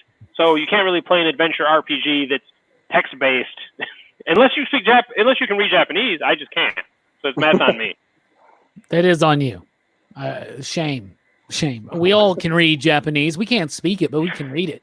Oh, I didn't know that. I feel like a jackass. It's because we're all tattoo artists. But anyway, what's the last game you played on it? What are you playing? Right now, I've been jumping back between there's an Alien pinball game, Alien Crush, which is like an Alien pinball game that straight up they steal all the stuff from Alien, Ridley Scott's Alien. You know what I'm saying? Because it's that style. It's the xenomorph, even though it's just called Alien Crush. You can tell it was very inspired by what's his name, the guy that did the art for Alien. I forgot his name. Geiger. Thank you, H.R. Geiger. So you can tell it's that style. So it all looks like dicks? Yeah, it's very. Yeah. So I've been playing that, and then I've been playing Bomberman 93. I'm trying to complete Bomberman 93. I'm about 60% of the way through it. There was maybe it was the second boss. One of the boss guys, because there's boss guys in it, is a tree in a trench coat, and he flashes you, but he's just a tree. I was like, that would never fly these days. A tree flashing people with a trench coat. But I love it, man. Once I get done with the Bomberman, I'm going to dive into Notopia, which is Notopia 1 and 2 are both on here. It's a Zelda-ish type game. It's an action RPG, but you can tell it's definitely Zelda inspired. So I'm excited about that, but I don't want to invest into that since I've invested into the Bomberman, franchise right now. I want to get through the Bomberman games. Yeah. And it's great, man. I highly recommend it. $100, one controller, over 50 games. And it's hard to get other controllers, I guess, because Amazon's the only distributor of the system. And nobody got extra controllers on day one, but apparently Amazon's like, hey, Konami never sent us controllers. So trying to get controllers like pulling teeth, but I did get a wireless third-party controller, and I got the one that came with it, so I'm set for a while. I'm happy with it. I love it. The last game I played, it was actually this earlier today, like early afternoon, late morning. I plugged up and put in the Silver Surfer game from the NES, and played that for about 30 minutes and did not make it past my first level and got really. That game is really hard. Game's so hard. You got to come over and play it, man, because it's so fucking hard, man. This game's impossible, and you get hit once, you're done. Yeah. Like, there's no health bar. You get hit once, you're done. You're done, dude. And you got to be like perfect. Yeah, God, it's. Yeah. I was also playing the first Teenage Mutant Ninja Turtles game, not the arcade one. The one on the NES. Yeah. That game's kind of fucking hard too, man. No, that game's really hard. I was just about to say that. But I never made it to the shredder. Yeah, it's really hard. I don't think I ever made it there. What about you, Brooks? What's the last game you played? I've been playing Persona 5 on the PS4. That game's really fun. It's a real time sink game, which is really good for around this time. Just to have something to sink a bunch of time into and kind of get lost in for a good while. I don't think you usually have trouble with that, right? Not usually, but This game's an especially. I hate it's time. one of those ones you can like lose yourself in for a while. See, I hate shit like that. I don't like playing games for too long, and so like that's why I like playing games like Silver Surfer, where it frustrates me after 30 minutes, so I just fucking quit. What about you, Strick? You played any games lately? Yeah, I mean, this is my first week back at work. So when I was quarantined before all this, I like 100% at Breath of the Wild, Zelda. Nice. And yeah, that is like one of the most beautiful games I've ever played. So Yeah. 100%. And I was so sad when it was over. I felt like my life was meaningless. Huh. Did you get the DLC? Yeah. I The still Master haven't Sword gotten version? that. Yeah. Did you do it? Eventually. I got the DLC, but I haven't played through it with the DLC content yet. No, but I haven't done that either. Yeah, beautiful game. I also have the Wolf amiibo from Twilight Princess that unlocks the Wolf sidekick for the game, and I want to try that. Nice. Yeah, that's pretty fun. Yeah. So I want to try that out. But I love the game. I mean, I want to say it's probably one of the best games ever made. It's gorgeous. Yeah. There's a lot of depth Visually to it. stunning. Yeah. Yeah, like the cutscenes with him and Zelda are heart wrenching and beautiful. It is. But it is. Dude, the game is amazing. I got that on launch day when I remember camping out and getting my Switch, and I got day one. I had Zelda and of all things Bomberman, because Bomberman was the only game that Amazon had to pre-order before the system came out. So I was like, fuck it, Bomberman. So I bought Bomberman, and what's great about the Switch one, which Bomberman R, the original team came back together. And under Konami made the new Bomberman. So I do recommend Bomberman if you have a Switch. I think it's only like $20 now, but it's okay. I'll check it out for sure. I think it's on multiple systems. It was first on the Switch, but yeah, the original Bomberman team came back, and they put tons of free DLC on there. They keep adding DLC. I don't know why, but they're just giving away loads of stuff. So not to get back in Bomberman, but definitely worth picking up the Switch. But that and Breath of the Wild, and man, Breath of the Wild is that's almost like a life-changing game experience, man. It was. And like I used to have a PlayStation, but now I just have my Switch, and we have Mario Kart. So me and my lady will just stay up like till 3 a.m. playing Mario Kart all night, which is awesome. I can't play with this asshole. Who, me? Dude, I got so frustrated playing when me and Alicia played. I'm like, I'm good at Mario Kart, and I play you guys. I'm like, Mario Kart's dumb, man. I don't want to play Mario Kart. Dude, I'm so. Was Robbie good? Dude, I'll destroy you. Well, you can come over after this whole quarantine thing, man. We'll put it on the projector. Yeah, I hated playing it on the projector. It was giving me a headache, dude. It was way too big, dude. Oh, I'm sorry.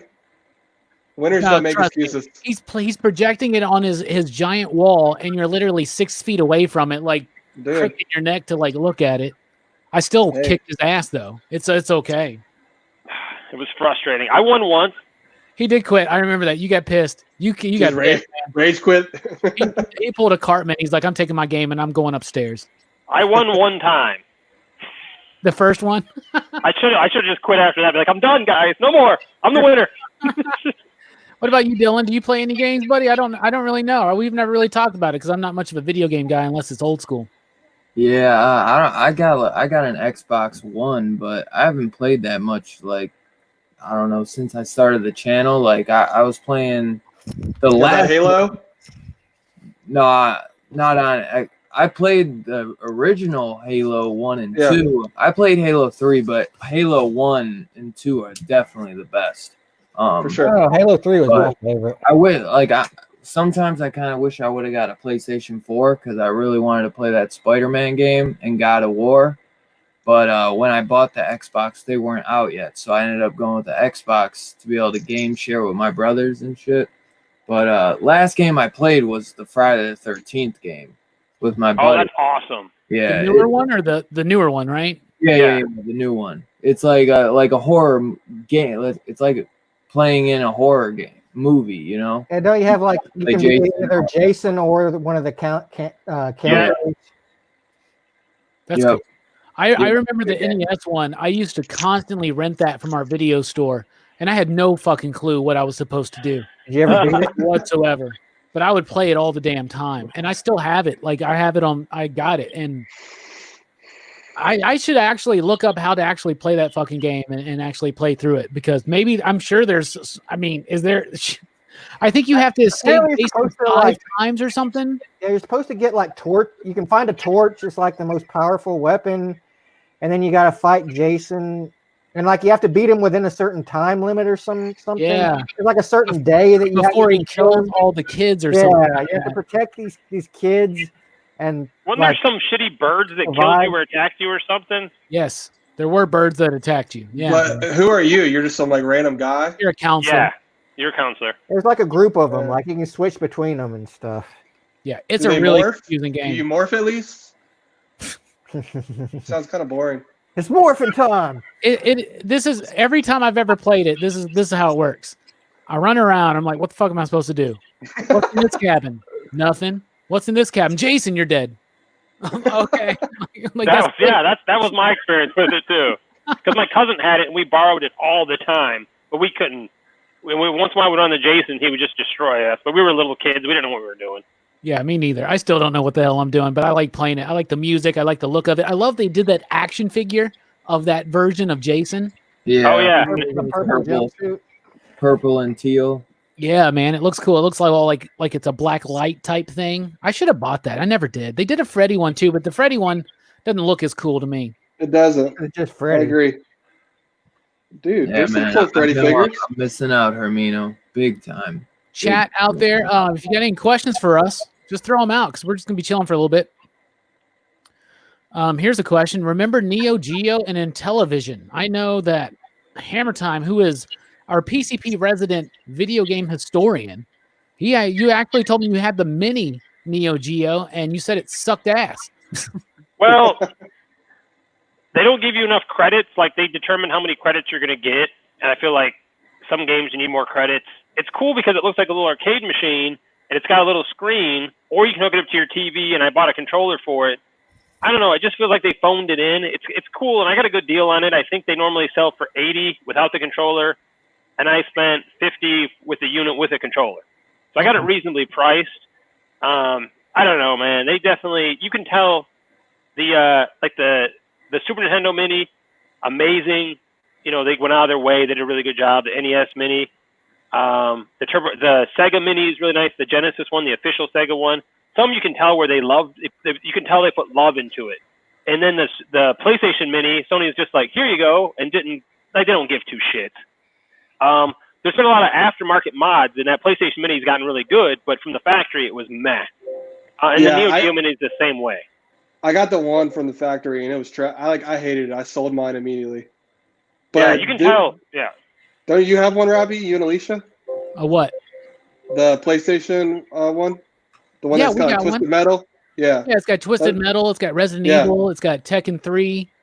I enjoy playing it. I like playing Tekken for the most part. The rest of those games aren't really my thing. I'm very particular about my games. You can ask Brooks and Hammertime. I really only like the games I played when I was a kid. I don't like. I'm like Dylan. You know, I with run full-time job, running the YouTube channel. I don't have time for this shit. You know, that's why I don't like time sinks and stuff like that. I like playing Super Street Fighter 2. I like playing Mortal Kombat. I like playing Punch-Out, which I've never beaten without a Game Genie because Tyson's just damned hard. And then you watch this dude online that can do it in a minute and a half, and it just pisses me off. And I constantly play Mario games. I'm always playing Mario anything. Mario Party, Mario Kart, Mario Tennis, Mario Golf. I don't like Mario Golf, but Mario Tennis is actually underrated. Mario Baseball could be better. I love baseball games. That's the only reason. The last new system I had was a PS3, and then it died. So I'd never bought another one. Yeah, I never bought another one. Too. That's why I didn't get it. I was like done with PlayStations after my PS3 died. I was so pissed because I never had that happen with an Xbox. I could have an Xbox for years. And now we're getting you can have a Nintendo for decades. And so now we're getting a PS5, right? Now maybe I'll check that one out because the one thing I do want to keep a PlayStation for is because that's MLB The Show. That's one of my favorite modern video games, and I haven't played it since the PS3 days, so I'm sure it's even more intense and more realistic. And I love playing MLB The Show. So maybe I should invest one day. One thing I do want to invest in, and it's a goal for this year. I've made this decision because I was looking at those arcade one-up cabinets, right? Yeah. And I was and I still want to get one just to have like the look, of it, right? But I think John is 100% right. Back in the day when I was first talking about this, I want John to help me build one of those, rigged up arcades. where you can put whatever game you want on it, and it's still a stand-up arcade. I think we'd have a lot of fun on podcast nights in particular, playing some old school arcade games. Yeah, You know what I'm the saying? one-up is get the one-up cabinet you like the most, and then modify that, because there's a lot of games and modifications and different control panels. You can mod the crap out of those and put 1,000 different games on them. Yeah, but can you not build one yourself that's actually more full size? Well, yeah, you could. It's going to be. I was just thinking it was a cheaper solution, and plus it already looks the part. You know what I'm saying? I gotcha. Oh, so I was thinking about like the ones out of all the ones that are out. There are a lot of cool ones. There's a great 40th or 45th anniversary of Pac-Man one. You guys seen that? Mhm. Yeah. Like 5 or 6 different Pac-Man games I've never heard of. The TMNT is my favorite. Yeah, the TMNT looks good, but Jim was telling me that there's enough room, but other people were telling me that there's not enough room. If you got 4 people in that game, like somebody's not being able to see the screen fully. But I was thinking, like, would that be better for that kind of a thing because you have 4 controllers? Because out of all of them, it's either the Street Fighter, Mortal Kombat, or the Marvel versus Capcom that I would probably actually buy. You know? Yeah, those have the one controller and 6 buttons. That's probably the best if you're going to set up as a universal cabinet and put a bunch of games on it. The Street Fighter, Marvel, and not Mortal Kombat necessarily, because Mortal Kombat's got a 5-button layout. Yeah. So I would say the Marvel or the Street Fighter is going to be the easiest to, you know what I'm saying, modify. Yeah, for sure. So you're right, because the Turtles, even though it's got 4 sets, they only have 2 buttons. Yeah. So you're limited to what you're going to play. I mean, you could put like the X-Men game on there. I mean, there's certain games that would work for that, but you're not going to put a lot of. I'm a big fan of arcade games, but the ones I keep going back to are Capcom fighters more than anything else. So I want that 6-button layout. And my machine that I'm working on has 8 buttons for each person. So it gives you definitely. It covers all the gamuts, all the different games. I really do like the Street Fighter one. I like Street Fighter better than Mortal Kombat, mostly because I'm just better at it. But I mean, I can't tell you how much time I spent playing Street Fighter and Street Fighter 2. And I love it. And the Marvel vs. Capcom would be cool too, but if you can break into it and add games, then why not just get the Street Fighter? And then you get the Street Fighter. Of course, the Marvel one, they have that limited edition with the light up marquee. And that's a good looking cabinet. That's what I was about to say. Yeah, that's probably the best looking of those 1-ups. Is that limited edition cabinet? Yeah. Have you seen the Star Wars one with the bench? Have you seen that? Yes. It's like $500, but that's cool as shit, dude. What if they did a Tron one? Would you buy that, John? Yeah. Yep. Yeah. Without hesitation. What's crazy is that Jim was telling me when he was on the channel that you got to look at Walmart because they've started to cut them down to $50, right? Yeah, different stores, especially the first wave with like Street Fighter 2. Yeah. That first wave, certain stores are flushing them out. I've seen them, I think anywhere between like 50 and 150 when they were originally 200 and up. So they're definitely cutting them. Some stores that either didn't have sales or they're just stuck with some older units. The only one I've seen around here that was cut down was, what was it? I think it was Rampage. The Rampage one. Okay. Oh yeah. Which is cool, but you're limited to what you can do with that layout. And I didn't want to put that much into it. Yeah, that makes sense. I have a friend who works at Walmart, and I asked him about it. We all know who I'm talking about, except for Dylan. Dylan doesn't know him. You guys know who I'm talking about. Hitman. But he told me, he was like, "Oh yeah, dude, we just sold out the Street Fighter ones because they were $50. That and the Marvel and that and the Marvel one." And I was like, "Damn." He goes, "Don't worry. I think the Mortal Kombat one is going to go in the next few months because he says that it's like a certain day, right? Like after a certain amount of time, they just because it's Walmart, they don't care. They'll just eat the cost, Yeah. They're not online. Online, they're still regular ass price. Yeah, I'm about to say. And some of them are going out. They're not. They're unavailable. But they keep making them, and they're.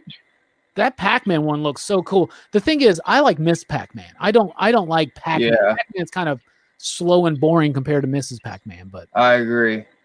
yeah, My mom always liked Miss Pac-Man the best too. Yeah, I love that one. And Donkey Kong, that's a cool one too. Oh yeah, Donkey Kong. Yeah. But yeah, man. I'd buy one for 50, but yeah. I'd buy one for 100. I'd buy one for 200. But 300 is a bit of a thing. 500. But I'll tell you what, though. No, 300 is their normal price, right, for the regular ones. But like,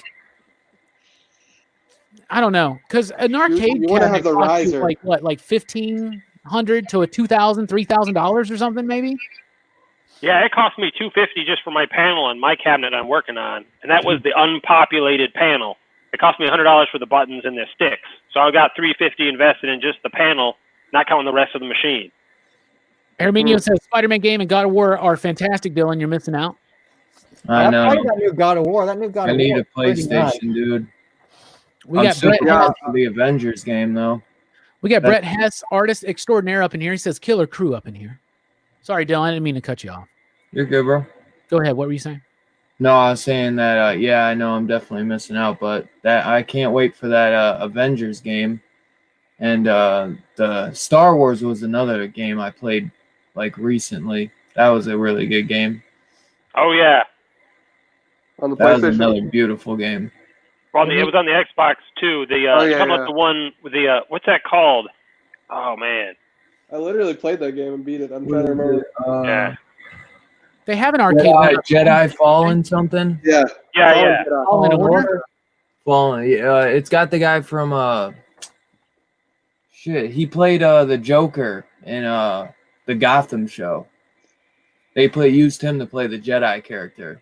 Okay. Oh yeah, I know what you're talking about. You know, Jerome Velasco. hmm This guy. This shows you how old school I am. The last new game I played was Force Unleashed Part 1. That was PlayStation 3. 2? 3? I had it for Okay, 3. I'm Yeah. sorry.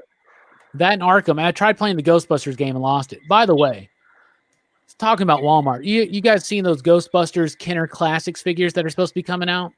hmm I have to get them, obviously. The Kenner Right? Classics, like Yeah. the Star Wars ones. On No. the card. The Ghostbusters ones. Oh no! They're coming real out- Ghostbusters cartoon series ones. Yes, they're They're doing the 4 Ghostbusters, Slimer and Stay Puffed, and they got like retro packaging, and they look great, right? So they're supposed to come out around this time. They're supposed to be coming out in June or July. Because of the movie, and then the movie got delayed. The movie got delayed, but I think the figures are still coming out. So my insider at Walmart is keeping an eye out for me, but he's going to give me the information a little bit slow. But I got another guy who's been keeping an eye because he's been like, they were up on Walmart.com for pre-order, then they got taken down, right? Today he sent me a message. He goes, dude, they're back up. I just pre-ordered all of them. I was like, cool. I ate some food, watched some YouTube videos because I found a new YouTube channel that blew me away. It's all about retro toy collecting and game collecting. It's Ed's Retro Geek something. What is it? Ed's Geek? I have to look it up. But this dude, y'all need to check out this channel. I am ready to start a Toxic Crusaders collection because he's got me. I mean, he does like top 10 Masters of the Universe figures, top 10 Teenage Mutant Ninja Turtle figures, and he's a big retro gamer too. Retro Geek Out. Yeah, Ed's Retro Geek Out. That's what it is. That channel is amazing. I just found that today. And I'm in love with it. I've been just plowing through his videos today. So then like I did all that, wasted a couple hours. Then I got here to pre-order them. And because he told me they were going to ship in late June and they're already sold out. Damn. God damn it. And people are upselling them on eBay right now. Like, because if you get them from Walmart, they're only $15 each. Yeah. And online, they're selling for way beyond that. And they're reproductions of the original figures on those original cards. And I mean, it's cheaper than buying, They'll the restock. old school ones. Yeah. Yeah, at the end of next month, I think you'll see them in stores. I think people are getting excited and, Yeah, that's what it's That's hype. It's people crazy. like me. They're like, I want to guarantee that I'm going to get it. So Yeah, wait, I saw some pictures and someone was talking about them and the excitement and then how they were supposed to come out to coincide with the new movie. And then the movie got pushed back because of COVID-19. But yeah, Hasbro's basically like, nope, figures are still coming out at the same time. So they're all aboard. I mean, they're tied in the movies that it's Ghostbusters, but these figures aren't based on the new movie or anything. You know what I'm saying? No. It was just that nostalgia. I might get them too. They look great. I just really hope we get Ecto Cooler back, right, John? Oh, so delicious. So delicious. By the way, I did you thought guys they were know- going to do something like that. I don't know if they've ever done any Thing figures like for John Carpenter's The Thing, but I did the best I got. I got my Mike Myers figure right here, and then a bunch of Things. I don't know if y'all noticed that. What a revolting development. Thought I was clever. The only thing I don't like about the Mike Myers figure, and that's the Savage World one. That is that Funko? Yeah, it's Funko. They're like done like the old school He-Man figures. Yeah, Yeah. But I guess it's because of licensing reasons. It says it's got the Halloween Resurrection logo on it. Well, they can't do Halloween. Trick or treat, 1. motherfucker. It's so annoying. Yeah. I don't understand what the deal is with why they can't have the It's a different company. Halloween one. Because it took a while for them to get a Halloween box set together because like Universal had 2 and 3. And then somebody else had 1, and then Dimension had the others. And Dude, yeah, you can't even get the Dimension ones. They're out of print. Like, dude, I saw Resurrection was like $70 my God. I'm like, yeah, for the Blu-ray. It's almost like I should pay $70 for someone to come and take that one out of my box set.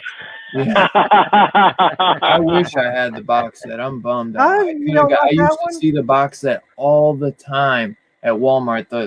There's that really cool black box set from Scream Factory that's like $200 some now. But there was that one at Walmart I would always see, and it's just, Michael Myers on the cover, and it's just, one big box set with just the discs. And now that one's even going for like $150 because I think it's out of print. Resurrection is the one where Busta Rhymes karate kicks Michael Myers through a window, right? Yeah. Resurrection is. How can that not be the best one? I'll tell you this though, Resurrection's better than the Rob Zombie films, and it's better than the producer's cut of 6. Producer's cut? Oh my goodness, Dylan, let me tell you something. Me and Holshoe are like hardcore Halloween fans. We love Mike Myers. Yeah, me too. Michael Myers. We do like Mike Myers, but not as much as Michael. Dude, Shred, he's not terrifying. Great movie. So we love this shit, and we grew up knowing that there was this alleged producer's cut of Halloween 6, and we like Halloween 6 enough. I mean, it does have dreamy ass Paul Rudd in it, but that movie's awesome. Okay, but I would disagree, but that's okay because we're still friends, Dylan. But me and John, I hope so. Me and Holshoe were always ready for this. And remember Holshoe when it came out with the producer's cut and we watched it and we were like, what the fuck was that? We were like, who thought the first time ever I'm watching an alternate cut, like a producer's cut. You're like, oh, it's going to have more gore. It's going to do this. No, it is the dumbest stuff. They take all the gore out. They take all of it out. They add in that he has this kid with his niece and just. I just ordered the regular one. And the doctor becomes the next Michael Myers. Remember that? That was the end twist. Yes. Oh my God, it's so bad. I've never seen original it. The director's cut. Yeah, the director's cut's actually the better. I think the director's cut's okay. It's not my favorite Halloween, but I don't think it's total crap. But the producer's cut pushes it into the league of shit that most movies can only dream of. Dylan's just hurt. Look at him. No, I just actually ordered the regular one, but that shit was goofy about Michael like screwing his sister or whatever she is, his niece. Yeah, but, it's his sister's kid. I like the Michael Myers. That's the kill down in the basement where he gets like electrocuted to death or whatever. There's some really good stuff in that one though. I still love it no matter what. Like, it's one of my favorites, but it's not my favorite, but I still love it. I don't know, that one I can just always watch. Number 6 is always where the franchises are just like, who gives a shit? Just do whatever the hell you want. Jason's a zombie. What happens? He gets stabbed with a shovel and the lightning bolt brings him back? Sure. What the Jason fuck? lives good though, man. Jason lives. I didn't say it. Yeah, it is. It saves the franchise after that shit with fake Jason. First of all, I like the fake Jason. What about the one? I like Roy. The beginning. I like Roy. Roy. The big problem with Roy is that this is the biggest twist in the movie that people are like, who is it? Nobody remembered fucking Roy from the beginning of what a kick in the dick. I think 5 is way better than 4. I think 5's better That's than why 4. he was killing. 5's better than 5, 4. the kills are not bad, but I'm just saying the twist at the end is a guy that you don't even remember from the beginning. What the hell? I wish they would have focused more on him before he was Jason, so you at least know something. It was just so random. Yeah, it's like they picked somebody out of the audience.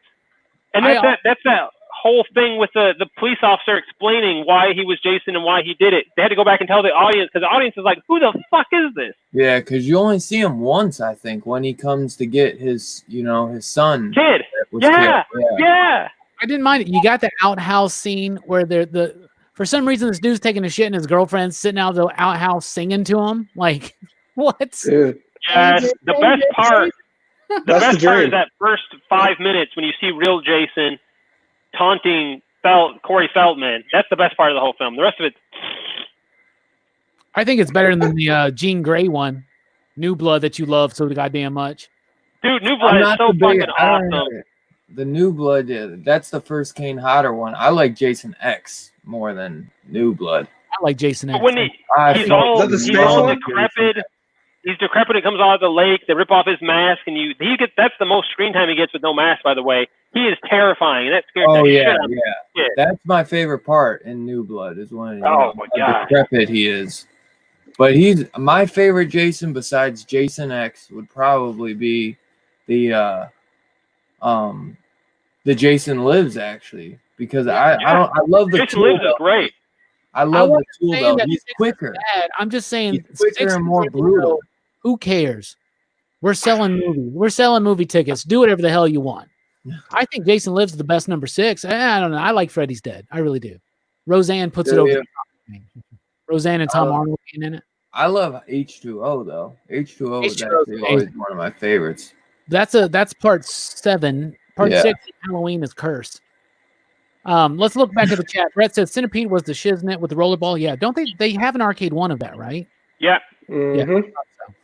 Pinball machines are the best, and they're also incredibly expensive, and you got to have like a doctorate in something in order to be able to fix them. Miss Pac-Man, baby, 100%. Donkey Kong will always rule. Hell yeah. Yeah. Hey, we got the boys in the house, everybody. Ecto Cooler. And he says McFarlane Movie Maniacs did the Thing figure, so I looked it up. Did he? Yeah, so I'm gonna share the screen real quick.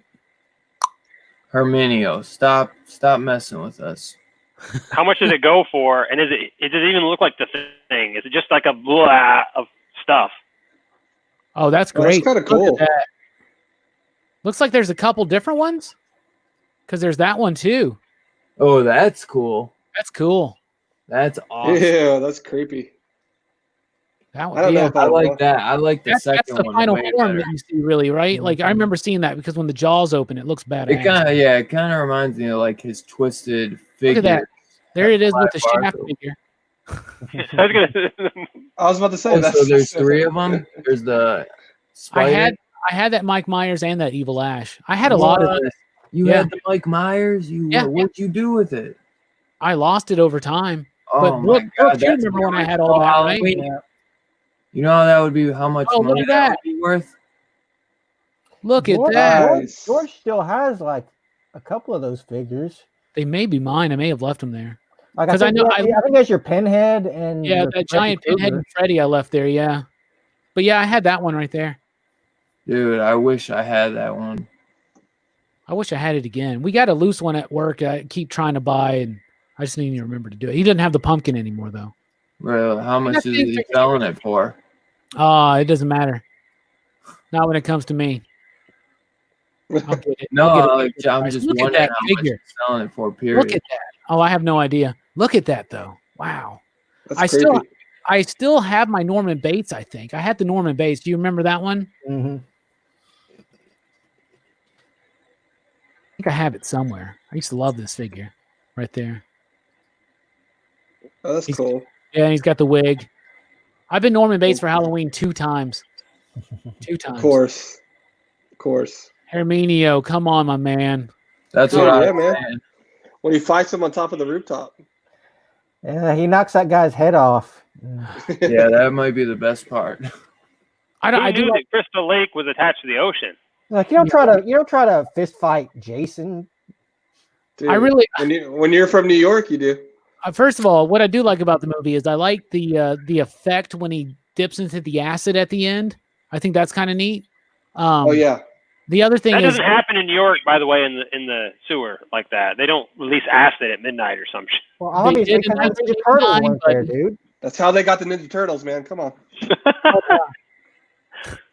But I did like also that like when he gets on the streets and he's walking down the streets of New York finally at the very end of the movie, and you kind of hear the New York theme, you know, Yeah. just a little bit. Yeah, I like that. That's He cool. kicks over that dude's boombox. Why would we get those figures for Jelani? We would get them for ourselves. Jelani's got enough figures, dude. I've seen Scare them all. him. He doesn't even think. Yeah, the figures, he'd be like, I hate these figures. They scare the hell out of me. They're effective. These figures are too good. I give him a 3. Ah. Oh, All right, my God. I gotta take a piss. I'll be right back, y'all. Y'all, there's just chat amongst yourselves. Chatter. All the Jason movies are on Amazon Prime right now. Yeah, Yeah, that's how I've been watching them. I actually had bought them on the Microsoft store Mm-hmm. when there was some deal like 2 years ago. It was $13 for the Paramount films. Yeah. So I had that set. So I seen they're on there. I also have Pluto TV, and I'll be flipping to the channels and like, ooh, and that's the problem is I'm not planning to watch, Jason Lives again, but it's on. You know what I'm saying? So I end up watching Right. part of Jason Lives. They run a New Beginning way too much. Like a New Beginning's on there like all the time. I don't know why they're obsessed with a New Beginning. Yeah, But, I just rewatched Freddy vs. Jason the other night. I'm hoping So that bad. New Line and Paramount will come to some sort of terms because they got that new Paramount put out that new box set, which is their movies, but now the New Line films are out of print, so those Blu-rays are ridiculously expensive. Which But they're Blu-ray? not very good. They're not very good, in my opinion. No offense, Dylan. Which ones? The New Line films. New Line did Jason X and Jason Goes to Hell. That's when they bought Jason, and then but they didn't buy Friday the 13th. So after that, they bought Friday the 13th. That's why you had the remake after that. But that's all New Line. I gotta get Jason X on Blu-ray, man. Did you see how much it goes I can for? live without. I bet it's going for a lot. Damn. Yeah, Everything the I New was- Line films go for a ridiculous amount. What did you think? Speaking of Jason, you were talking about you like those films. What did you think about Freddy vs. Jason? Because I love that film. I love it. It was so much actually- fun, great action. Yeah, I hated that one. That's not. I do too. love it, man. It's so. Oh man, it's so funny. Dark Freddy is so great in it. Yeah. Freddy, it's the best version of Freddy. I was gonna They say do a really same. good version of Jason. It wasn't Kane Hodder, but Kane Hodder's not in that many movies, so. Yeah, I know. I loved it. I just love that showdown between them. I don't give a shit about the rest of it. I just Yeah. love that showdown between the two of them. And I thought, what's his face son? Who's the guy from Three's Company? The main John actor. Ritter? Yeah, John Ritter's son is the main guy in it. He does a really good job. Oh, is that his son? Yeah, the not the geeky guy, but the good looking guy with the dark hair. I see it now. Yeah, he was also on Another Period. If anybody's seen that show. Mm-mm. The comedy, and yeah, he's great in that, man. I just love that showdown, man. That showdown is, two of my favorite characters, like because my favorite horror franchise, even though I talk up Halloween and even though I talk up Jason, my favorite franchise, actually the Nightmare franchise, Nightmare on Elm Street. That's where I kind of land too. Mine's Halloween. Okay. Out of those Respectable. franchises, the slasher franchises is Halloween. Yeah. But I mean, Halloween kind of started the franchise slasher thing. You know what I'm saying? Yeah. So The, it makes sense. I remember earlier you said your favorite movie was Part 6, the producer's cut. You know it, baby. You know it. I do prefer though the more old school Universal monster movies though. Oh yeah, those. Oh, are aren't good. they? Didn't they just announce who's playing Wolfman? Ryan Gosling. Or maybe Oh, Is it really? Yeah, Ryan Gosling. Wow. I think know they it's just the had a big Wolfman? announcement. They're trying Awesome. again. They're trying again. Well, yeah, because now the Invisible Man did so good. Yeah, and they had no faith in that because remember initially they were going to do it with Johnny Depp. Remember Really? they even did a photo shoot for like Entertainment Weekly, where it was like Javier Bardem who was going to play the Frankenstein monster, Angelina Jolie was going to be the bride, of course Crow as Jekyll. Yeah, it just and that fell apart because of that that Mummy movie with good old Tom Cruise. But don't worry, we're I not going to never saw it. technology again. Me neither. And I'm the So most. they just are they not Before associating they with made that? that movie, did he have to actually go up in a plane and do all and like actually experience a plane crash before he'd do the movie? Yeah, probably. He probably got buried alive in mummy wrappings or something. He's like, you need to literally kill me and then use this special L. Ron Hubbard mystical stuff to bring me back to life. That's probably what happened. So, So that whole them making the new movie monster connected universe, did they abandon that when they were working on and starting over again? Yes, they abandoned that, and then they did the other take on the Invisible Man, and then that was popular, or it apparently was good. We never saw it because we chose to watch something else that week, and we did a movie review for something else, and I kind of regret not seeing it, but it's available now. We should watch it. Maybe we should watch it. You guys want to do Invisible Man next week? let's do it. The new one, You're talking about Yeah. the one that looks straight up a horror film, right? With what's her face from Mad Men? Elizabeth Yeah. Moss. Yeah, Yeah. this is Moss. Yeah. I hear it's good because at first I was like, this just looks like Hollow Man. Like, and I hated Hollow Man.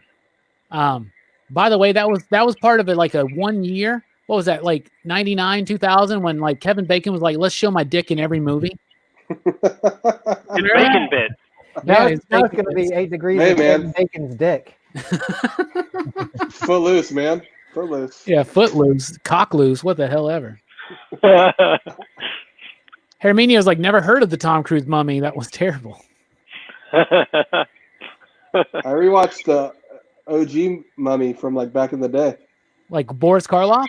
Yeah, Dude, I love that film. it was so good. It's basically Dracula in a different setting, but I love that movie. Yeah, I agree. He wears a fez. Fez is a cool. He does wear a fez. And they got that. God, they like literally when in 1932, I think is when that movie came out, maybe 33. But when The Mummy Awakens, that people literally fainted. That shows you how far we've come. And like, imagine the people in 1932 watched The Thing. like these people used to get freaked out by theremins, y'all. Okay, so Hey, I'll be right back. I gotta let my dog out. yeah, do it. Where does Monster Squad fall in that timeline there? It's after Abbott and Costello meet Frankenstein. Oh, okay. There was no was that licensed or was that universal? Is there any association or is it just their own version? It's not. I don't think it's associated. Yeah, but- most of those are like public domain characters. Like well, Okay. the werewolf, the mummy, Dracula's in public domain. Mhm. And they don't call him the creature from the Black Lagoon, for instance, and shit like that. So I think that they were able to get away with it. Like you can't copyright werewolf. You know what I'm saying? Yeah, but I didn't know if any of those creatures were at all licensed or any association. I haven't seen the film and I Who watched put it out like Monster 2 years Squad? ago. I watched it. I revisited it. Who put that movie Tons out? of fun. Tons of fun. Was Which it movie? Universal? Monster Squad. Yes. Yeah. Are you sure? Yeah. It's written by Shane Black. Did you know that? That makes Yeah, sense. that I did know. Because we talked about it and we're like, hey, it's Shane Black. Holy shit. You don't remember this conversation? It's not Universal. It was distributed by TriStar and it was produced by Taft Pictures and Keith Barish Productions. But yeah, I think the whole idea is that Keith Black. they don't name the mummy's not Imhotep, and the Wolfman's probably Wolf-Man, and Yeah. then They even call him, hey, Wolf-Man. yeah, right. Wolf-Man's got nards and a hyphen. Wolfman's got a hyphen. And Dracula. yeah. Anybody can make a Dracula movie. That's why we get so many shitty ones, right? That was a great Dracula. Who played Dracula? I don't remember. It was a great Dracula. He is a They good had a Dracula. great Dracula. Great Dracula. It's let's look it up. It was a great film. I watched it. Yeah, I was gonna say it's been like 2 years now, but it's amazing still. It's Duncan Rager, who also was in Air Bud World Pup. Oh, that's where I know him from. Oh, Literally no other movie that I think we recognize him from. He is in V. He's in V. The show V? He's in the show V. He's in a couple episodes of Next Gen and DS9. I think if you're going to be in a horror franchise or a horror film, you had to have worked on V at some point. That was a legal requirement. Yeah, right. Because was it Robert Englund was in V? The older daughter, and Poltergeist was in V. Who else was in V? Other people were in V. I don't know, but you know what I also just thought about? We need to do that Cats movie review soon too, Brooks. Yeah, that's what I was thinking. It's available. You know, I'm doing Cats. a couple weeks Wait, ago. is that the movie y'all saw instead of Invisible Man? No, we never saw Cats. Yeah, we missed it in theaters. Oh, okay. We missed it in theaters. They pulled it. They pulled it the day that we were going to go fucking see it. You But, didn't miss anything. But we have to do it because remember on the Festivus live stream, I said if we hit $25 in super chats, we're going to watch Cats. So we still owe the PCP Army a Cats movie review. And what's cool is that so there's this YouTube channel like the shows must go on, and they're doing a musical live like every week, like every weekend. A musical's available for 48 hours. Right now it's Hairspray, and that's super cool. But they did Cats a couple weeks ago, and I watched the musical Cats, and I kind of like it. So I'm excited to check out this movie with you, Brooks. I don't know if Jelani's going to go through with it, but he's supposed to. It's just going to be you and me then. Nah, I mean, Jay Strick, you going to watch Cats with us? Sure. I know Hammertime's answer, so I'm not even going to ask him. I want to do. I want to watch it. I want to watch it with first. you guys. But that week, I'm going to Costa Rica to help Cats. Sounds like you're making excuses to me. Going to go help Cats in Costa Rica. Yeah. We got to do Invisible Man first because I heard that movie was really good and I've been wanting to watch it. Yeah, we'll do that next week. We'll let Jelani know. We'll do Invisible Man for next week. Dylan, you want to join us for that one? Yeah, I actually have it. I actually have it. Nice.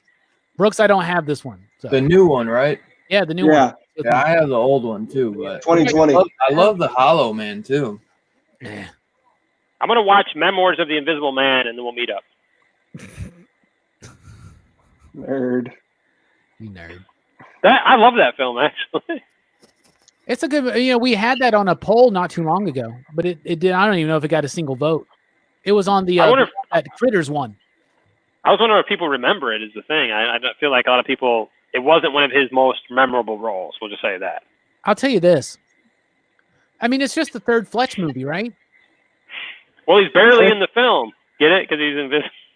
My favorite Invisible Man film outside of the original one by James Whale with Claude Rains is did you ever see the Son of the Invisible Man skit that's in that with Ed Begley Jr.? Yes. Mm-mm. Look, Ma, no hands. For anybody who hasn't seen it, Ed Begley Jr. plays the Son of the Invisible Man. He thinks he's found the invisible formula, but he hasn't. So everybody's just like going along with it. So he literally strips down nude and he's like running around this bar, and everybody's like, "Oh, it's the Invisible Man," but he's clearly not. Yeah, it's hilarious.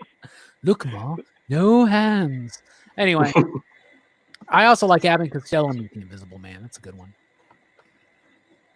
Abbott and Costello meet Frankenstein's my favorite, and Abbott and Costello meet the Mummy's really good. Of course, it's Karras. Karras is the mummy throughout most of those mummy movies. The original Mummy with Boris Karloff is Imhotep, but all the other ones is Karras. And that would be Mummy's Hand, Mummy's Tomb, Mummy's Curse, Mummy's Ghost. I love those fucking movies so much. I think this Halloween season is going to be a mummy fest. I want my mummy. Anyway, I feel like it's time for show and tell, everybody. Brooks, let's start with you. Brooks, what did you bring for show and tell, buddy? Well, I got a couple of new guys, and Oh yeah. going with the Thing from Another World theme. Here's the Venom. Yeah. Oh nice. Venom. And another one I got was Count Dooku here. Yeah. Like, my powers have doubled since the last time we met, Count Dooku. Oh, good. Quite twice the pride, double the fall. He would be a good Dracula, I think. I think he would. Someone should have I gotten. do not drink. Why? Oh my god, I thoroughly enjoyed that. wine. What about you, Jay Strick? Show and tell, holler. I got this big ass Shinron. Ooh. Holy I crap! That's what you were talking about earlier. Yeah. Damn. You gonna open it up for us? Yeah, I'm doing it. I'm not even a big Dragon Ball guy, and I'm Take a break to excited tape by this. first. What's wrong with you? I broke it earlier. Yeah, this is pretty big.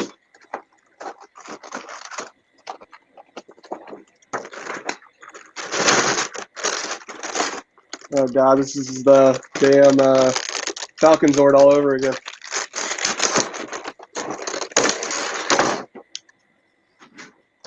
Oh, that's cool. It's in like a bunch of parts. That's cool. It's in like a bunch of parts. So that's the big dragon, right? From Dragon Ball Z, right? Yeah, so That's your if you wishes. don't know who Shinron is, in Dragon Ball Z, So you want get to the show nine- them they get the 7 balls together? yes, Yeah, you he's the can whip make a dragon. wish. He's You the can make genius any dragon. wish. Oh damn, this is too By the way, I was gonna say, why is he so tiny and you got those pieces left over? it's like Leonardo, and I got all these pieces left over. All these pieces left By the over. way, spoiler alert for DBZ. Every time that they do get the Dragon Balls, the first wish is always bring back Krillin, because he died. facts. Yeah, they And just- Yamcha Hmm. always dies too. Yeah. All right, come back to me. I'm having some troubles. I think Jelani is our Krillin, to be honest with y'all. Mondo, cool. Indeed, boys. Mondo, cool. Hey, check it out, Brooks. The Age of Apocalypse sets in. Yeah, I can't Oh, wait for sweet. that, man. Mike, I know we probably don't, but if we have a Dark Beast extra, I want one of those. Just a dark beast. I just want the Dark Beast. And the Sunfire looks pretty damn nice. Like, Who gives a shit about Sunfire? No, you're right. Age of Apocalypse Sunfire is pretty dope. When Yeah. are we going to get a Nothing But Trouble movie review? We're going to have to put that on a poll. Maybe we'll do a Dan Aykroyd poll or something. Oh, that's a good idea. But is Ghostbusters gonna be on that poll, or we got to do more obscure films? Probably, if we put Ghostbusters on the poll, it will win. I mean, it could be argued that we knew Thing was going to win if we put it on the poll. Same with Sandlot, but I don't know. I'm glad we talked about The Thing. I had so much fun. We went an hour and a half just on The Thing, and that really is exciting to me. All right. While Strickland's trying to figure out how to work his snake properly, Hammer Time, you got any show and tell? I already did it.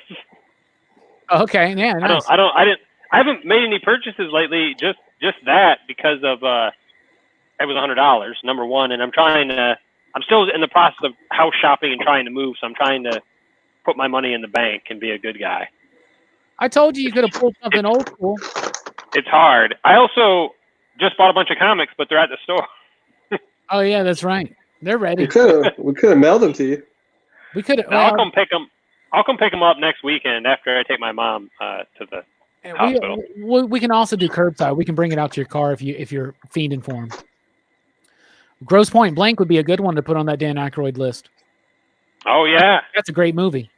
it's an amazing movie. It's hilarious. The soundtrack, dude. The soundtrack. Yeah, it's really good. That's a great 1-2 punch with high fidelity. Yeah, didn't it have John Cusack? Wasn't John Cusack in that one? Yeah, he's the lead. Yeah. It's his movie. I feel like you're messing with it, Brooks. Are you messing with us, Brooks? I feel like you're He's messing not. with Brooks. He didn't even- I remember. I never saw the movie, but I remember like when it Oh came my out. god, it's so good. Oh my god, it's so good. You got to watch it. It's so good. And John Cusack was kind of a rising star back then, as I recall. He still is. Well, He still is. I mean, in the 80s, John Cusack's star never stops rising. Speaking of their star never stops rising. What'd you bring for show and tell, Dylan? Oh, did I show you this though? Since we were talking about John Carpenter, Will They Live? Nice. I only read the first issue of that, man. I hope. I know. oh sweet. I never Who's the read publisher? Scout. it. Scout. Oh, I didn't know there was that is awesome. Yeah, I love They Live, but I honestly bought it. Like I want to read the story, but I bought it just as a homage cover buy.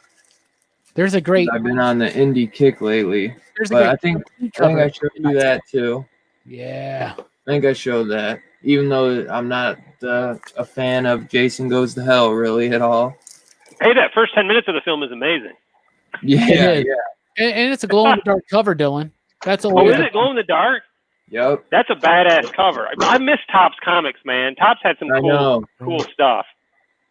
They did the Dracula one. It's hotter. This comic is hotter than hell. Huh. That is an awesome cover, man. They did that black. It glows really good too. They did the Dracula one by Mike Mignola. Topps did, and they did the Mars Attack stuff back in the early '90s. But so I was telling Robbie though, it's funny. Like, so Wednesday I'm at my shop for New Comic Book Day, and he's got like a few oversized bags filled with like little runs of comic books, and I see this, and I'm like, is this gonna be the thing? Like, that we're reviewing? And I flipped through it, and we got McCready in these comic books. So I was like, dude, just an easy pickup. And I was like, man, it's meant to be. Just as I'm reviewing The Thing with Robbie and you guys this week, I was like, so I would have picked them up anyway, but I was just like, man, what are the coincidences? Synchronicity, man. Yeah. And there's some really cool covers. 3 different series. This is a 4-issue mini, What Climate of Fear. Those covers are amazing, dude. Yeah, man. That red one is really cool. Yeah, we're completely sold out, man. I wonder if they're gonna get more into it or not. But this one's actually like a card stock. This is a different series, 1 and 2. That cover's like one of my favorite ones, dude. Look at that. Yeah. Look at that. Seriously, I know. That's the T1000, by the way. Yeah. And 2 of 2. Man. That's Ash. Yeah. And his smock. So then this is The Thing from Another World, Eternal Vows. 1 of 4.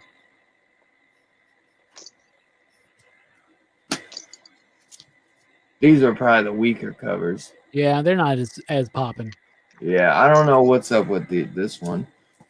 The other guy's like, I'm done. I'm not doing it anymore. This one's pretty cool because it's got McCready on the cover, though. That's probably... This is a cool one. And yeah, that's actually a great cover. This is probably the best one. Oh, that's cool. But yeah, the other one's better. And then I got the last thing I'd say I probably got is this. Noise. I was so jealous of Robbie getting the Kickstarter. I didn't think I was going to be able to get it, but randomly I ordered it on Amazon when they were out of stock just to see, like, hey, you never know if they're going to get any more in stock, and just sent one through and got an update, and I was like, hell yeah. I wish it came with a couple guns, but hey, this is by McFarlane, so. And this one, it's a $20 figure. It's probably, I think it's going for like $50 on eBay. Crazy. So, that line of Mortal Kombat figures is actually really nice. The whole line is. Yeah, seriously. I was looking at the Sub-Zero that we had. I'm like, but it's too busy. Like, I want a more simplified Sub-Zero and Scorpion figure. You know what I'm saying? Like, more like Mortal Kombat 2 era. What'd you say, Brooks? I said the Scorpion is kind of like that too. Yeah. But I actually kind of like it is a new design. Yeah. It'd be cool to have a classic Scorpion and Sub-Zero though too. Yeah, that would be like cool. an MK1 or 2 version. I like 3 with just it's still the very simplified, but he's got the skull mask before it went crazy, and the other. I like that version the most. I think 3. That's probably the best Mortal Kombat game is 3 MK3 Ultimate. Yeah. Well, when they Ultimate, I was gonna say when they added them back. I remember playing, being excited, going to the arcade and playing Part 3, and there was like no Scorpion. I'm like, what the fuck is this? Yeah, right. All right, my turn. Cyrax did not count. My turn for show and tell. So I got a figure, a classic 90s Toy Biz I'm going to open up from Iron Man. Sentry, the beloved character that's still very much a fan favorite. Yeah. Anyway, Sentry is a very... Shut up about that guy. What's that?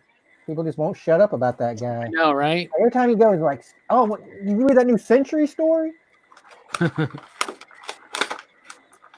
This one isn't going to open up cleanly. But honestly, it's the Sentry, so who cares? And not Sentry. Like, How dare you? it came off a little bit better. It's just that bottom corner didn't come off so cleanly. Because I'd like to keep these cards so I can look at the back and reminisce. It's So you in a remember file folder. the Iron Man animated series. So this is basically, it was Iron Man and Force Works. And Sentry's a very short-lived character. I haven't seen him in years. Was he in the comics at all? Yeah, he was. He's in Force Works. Mm. If you want to borrow him, I have almost every issue. Why? Because I don't Why know. does that not surprise me? Yeah, right. I loved Force Works back in the day. It was kind of like the extreme version of West Coast Avengers in a way. Like they just put Force in every like extreme new team that was coming out. Force Works. Cyber Force. So he's got his Fantastic two blades, Force. right? Well, what I really like about this is that these two axes go together. Look at that. Mm. I almost broke it. Did you see me almost bend it out of shape and die? Mm. Yeah. So, yeah, that's cool. Anyway, I wanted to open something, so I opened up the Sentry. There we go. Century. He's kind of got the spawn chains right there, you see? Well, no. Mm. Whatever. Who cares? It's Sentry. Mike, who is in the chat right now, part of the Excitable PCP crew, gave me a belated birthday present. Got me a Fantastic Four 75, yo. Mm. Look at that. It's a good man. It's a good He is man. a good man. He is a good man at times. But yeah, Fantastic Four 75. And you Love guys that know red how much I love Fantastic cover, Four. man. Yeah, it's a great cover. He got it for me because he was like, I know you would never pay this much for one because I'm very picky about my Fantastic Fours. I try to get as low grade as possible. They're expensive, man. Brian got me this for my birthday. So that's a Graffiti's Wall re-release expanded edition. Rom V, one of my favorite writers. Hopefully we'll get him on the show soon. Did you get that Commandi omnibus yet? I haven't bought it yet. I'm going to trade in some things. I got apparently my Neo Matrix pop is worth some money. So all right, I'm really excited about these next ones though, y'all. I'm really excited. I've waited almost my whole entire life to get these again. You ready? Y'all ready? Y'all ready for this? Oh my God. Panther. And of course, I got Yeah. the newer Skeletor on there, but whatever. But there's my Panther. Not the greatest condition, but it's hard to get this in good condition because of the felt. Yeah. Yeah. How cool is that, right? That is super badass, man. I don't think I can get cooler than that. Wait a second. I wish Super 7 had managed to do the Battle Cat and Panther before they lost the rights. Oh, I cannot tell you how happy this makes me. So that is the newer Super 7 He-Man. And Brooks is right. They lost the license before they could really complete and do a Battle Cat or whatever. But dudes, come on, right? Mm. Badass, man. You gotta have them. So now, yeah, I got right. Oh my goodness! And Mike gave me a really good deal on these, man. Like way better than he probably should have. But dude, we just got a really nice Motu collection in, and we sold the Gray Skull, but we haven't sold the Snake Mountain yet. And I'm really like, I'm struggling hard. I'm like, I want Does that. the voice thing still work?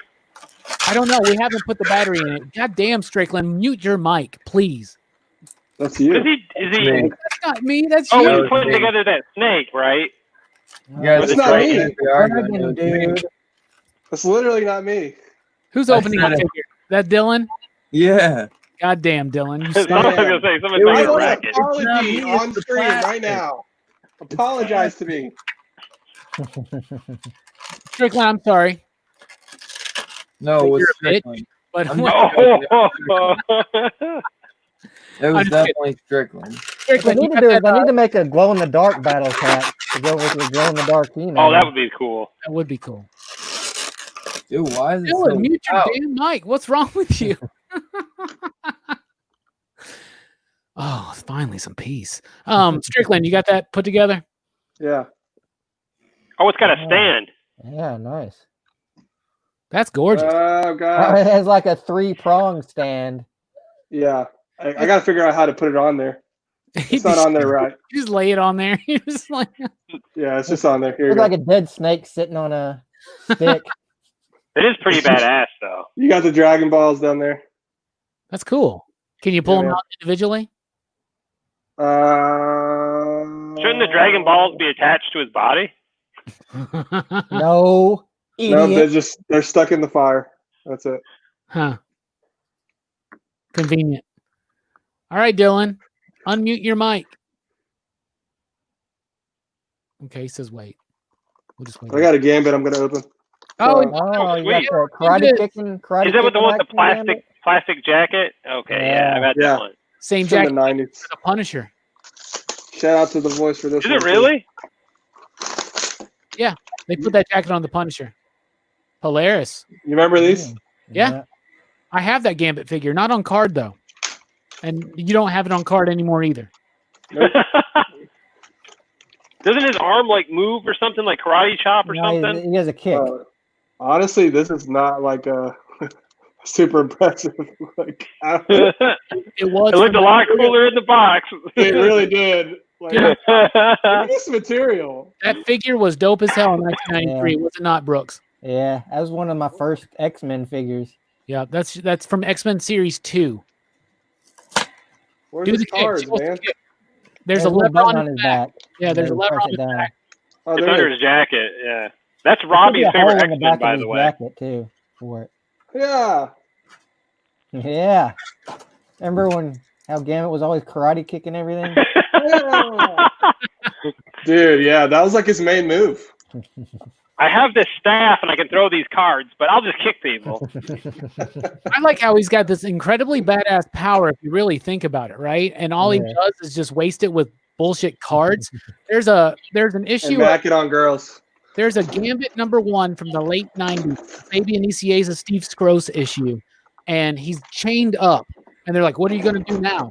But he's got chewing gum in his mouth, and he spits it on the dude. Did you read that one, Brooks? Yeah, is that the one with like the gold lettering on the cover and shit? That's an earlier one, but like in this, it's cool. It's really cool because he could do so much more. Yeah, I mean, like Think pretty much about- anything that he can touch, he can turn into a bomb. But think about this. The larger Yes, the no. item, the longer it takes him to charge it. So cards were Yeah. easy to carry. They didn't seem suspicious. They were quick to charge. I mean, it kind of makes sense, man. They're easy And it to was cool throw. as hell. It was cool as hell, dude. If I was Gambit, I would Yeah, 52 projectiles in a card pack. Coins? I would keep marbles. Marbles? Throwing Is that a bag of marbles doesn't marbles? look as cool. Guess who wins all the marbles? Oh, not me. You do. Robbie would throw one and be like, "Wait, I want that one back. That's my lucky cat's eye. I didn't want to throw that." My great Oh my masher, gosh. no. Dylan, did you get that spawn out finally? Yeah, it was after getting yelled at by you for all my noise. It's okay. Tell He me. yelled at me first. Yeah, I didn't want to let you take the I just blame. look down and all I see is Strickland looking so confused at whatever he's trying to do, and he's trying to put together this damn snake. It's a dragon. Dragon. Asshole. I wish it came with a gun or something though, but this thing is badass in the cape. Cool that he comes with the sword though. Yeah, it definitely is. Because Hey, it's kind of like MIDI. I guess that's probably what they give them for the game. I You know- doubt. I you know- wonder if they do give them like the Kickstarter something. comes with the gun. Does it? The modern one does. I got the classic one. I don't know if he comes with the gun. No, I don't know if they. I know like Medieval Spawn had the gun or the sword, but I don't know if this one does. I don't know if it did. Like the original didn't have the Like gun. Necro sword or something. 22 points of articulation. Nice. But dude, it's some banging ass detail. I mean, this is probably what yours is gonna look like, but maybe better. Mine's gonna look way better than that. I don't know. I honestly don't know. It might have a better cape. Speaking of McFarlane, I did just get this. Just because the cape is gonna come like be bigger. I can't. What am I looking at? Oh, that's right. Oh, you got that? Yep. That man who laughs. I kind of been debating on getting that. It's a nice figure. It's really I good. like the black Batman one, the black suit. Yeah. That one's badass. This one, this Spawn though is cool because it comes with like a little bottom stand, so you can like pose them and then Dope. stand them up. But yeah, I think the cape is dope. I mean, this one's just not as flamboyant as the one you're gonna have. But honestly, man, I bet you that the one that you get is probably gonna be similar to this, but a better cape. Because I mean, dude, like the detail on it is really good. Have you yeah. I'm pretty sure I seen like the mold. I think. Yeah. It looks great, dude. That's what I'm saying. The cape is gonna be better, but I don't think like I don't know what's up with like this big leg thing on the bottom. Like one small and then one big. That's the only thing. That would be my only complaint. And then they do that too with the when his suit leveled up for the first time, he got that big boot and like all those spikes came out and shit. Yeah. Like I don't mind it on the arm. Like you got the big one and then the smaller one, but the big boot is a little weird. I always thought the big boot was a little weird on Spawn myself. Yeah. Whatever. People seem to like it. Yeah. Gotta get that boot. Gotta get that boot. The weird thing is they only put one peg in the bottom, so it I feel like it's not gonna really stand up that well. I think that gives you more options for more poses because you only need one peg to hold them. But you're right. One peg might actually support his weight if it's a heavy. It looks like a heavy figure. Is that solid plastic? Yeah. I heard it was full of chocolate. Take a bite out of it and see. No, it's a nice ass figure. Yeah, you're right though. Now that you say that, definitely more room to be able to pose them in a better way. Yeah, that whole line is actually pretty nice, but they're big figures. Yeah, this is a big figure. I honestly was gonna keep it. Like I was debating all day whether or not I was gonna open it up on the show. So sometimes I keep stuff in the case, but I was like, this one would just be really cool to be able to pose around and stuff. That is really cool, man. Thank you for opening it up, man. Like I feel like you're part of the Excitable PCP crew officially. In fact, can we go ahead and just do it? Ladies and gentlemen, let's go ahead and officially dub Dylan part of the Excitable PCP crew. Hey. We got an opening. There's this guy that gave the thing 4.5, and we're dropping him. Well, to get in, you got to do the test, and from the thing, you got to slit your hand open with all the blood. Yeah, 2 pints of your blood, Dylan. Just ship it to us. I'm going to need you to make a necessary gash all the way down your hand. We promise we won't drink it. You need a drop of blood?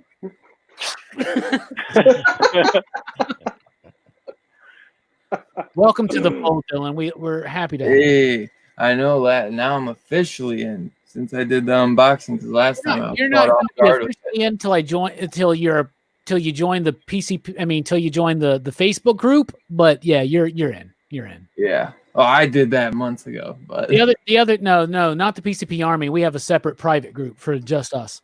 Oh, really? Oh yeah. Oh, I got you. Oh yeah. The elite. Well, now I best be getting an invite to that. You will, but you're never on Facebook, so it'll be a month until we see him there. But it's okay. Yeah. And it's not like a thing. I'd be on there just to check things out. I don't really socialize on. We there. hardly ever. I do IG a lot. Yeah. You're always on there. The other thing you have to do is you got to film a video of you just putting your hand in an anthill for 10 minutes. Just 10 minutes? Yeah, just hold it down, and it's got to be like fire ants or something. Like I think 10 minutes is doable. Oh no, don't do that. I'm just messing with you. I had to do that one time to join a gang in 6th grade. I'm getting so stressed out. I need to figure out how to position this right. God damn it. Every time. It's so big. I don't know how to put it on there correctly. Easy Reader wants to know if the dragon's together yet, Strickland. We just got to figure out how to get it here. Well, we're gonna definitely be here for another hour and 20. Well, just watch an hour and a half YouTube video or something. Or I don't know, read the instructions. Maybe it's in there. No, that's no fun. That's like trying to like read the instructions to put a Zord together. You got to do it. That's part of the experience. That's how you break shit, dude. It really is. I broke one of my action figures' head the other week because I was like, why is his head not coming off? There's supposed to be like a certain way you twist it and it comes off. And I just ripped the whole thing off. I was like, dang, I really am Hulk. No. So that was his ultimate power, ripping action figures' heads. Yeah, I mean, it's devastating. You just find a little kid and rip its just toy's customize head off. a Thing figure. All right, so and prep for next week. Ooh. My Invisible Dragon, Invisible Man. There you go. You know what I'd say though? The figure you're gonna get, Robbie, yeah, it is different. Yours is like, I think mine almost it almost reminds me of like the movie version a little bit more, and yours is like the comic book version. Because I'm getting the classic one. Now they have the modern one that was available too. Do they? Yeah, they did. I just got. Oh yeah, I see there is the modern. Necro energy burst for one hand. Oh man, I wish I could have got this so bad. Oh shit, is the modern one the one that yeah, that's the one with the boot, isn't it? Yep, that's the boot. That's oh my god, that sword is so kick ass. That's modern spawn right there. And you get the gun. Yeah, but you don't get the regular mask like that. You don't. Oh yeah, because it's the burnt face, right? Yeah, the Stitch. Yeah, because there was that exclusive one for the old one, and it was the burnt mask or the burnt face. That's gorgeous, isn't it?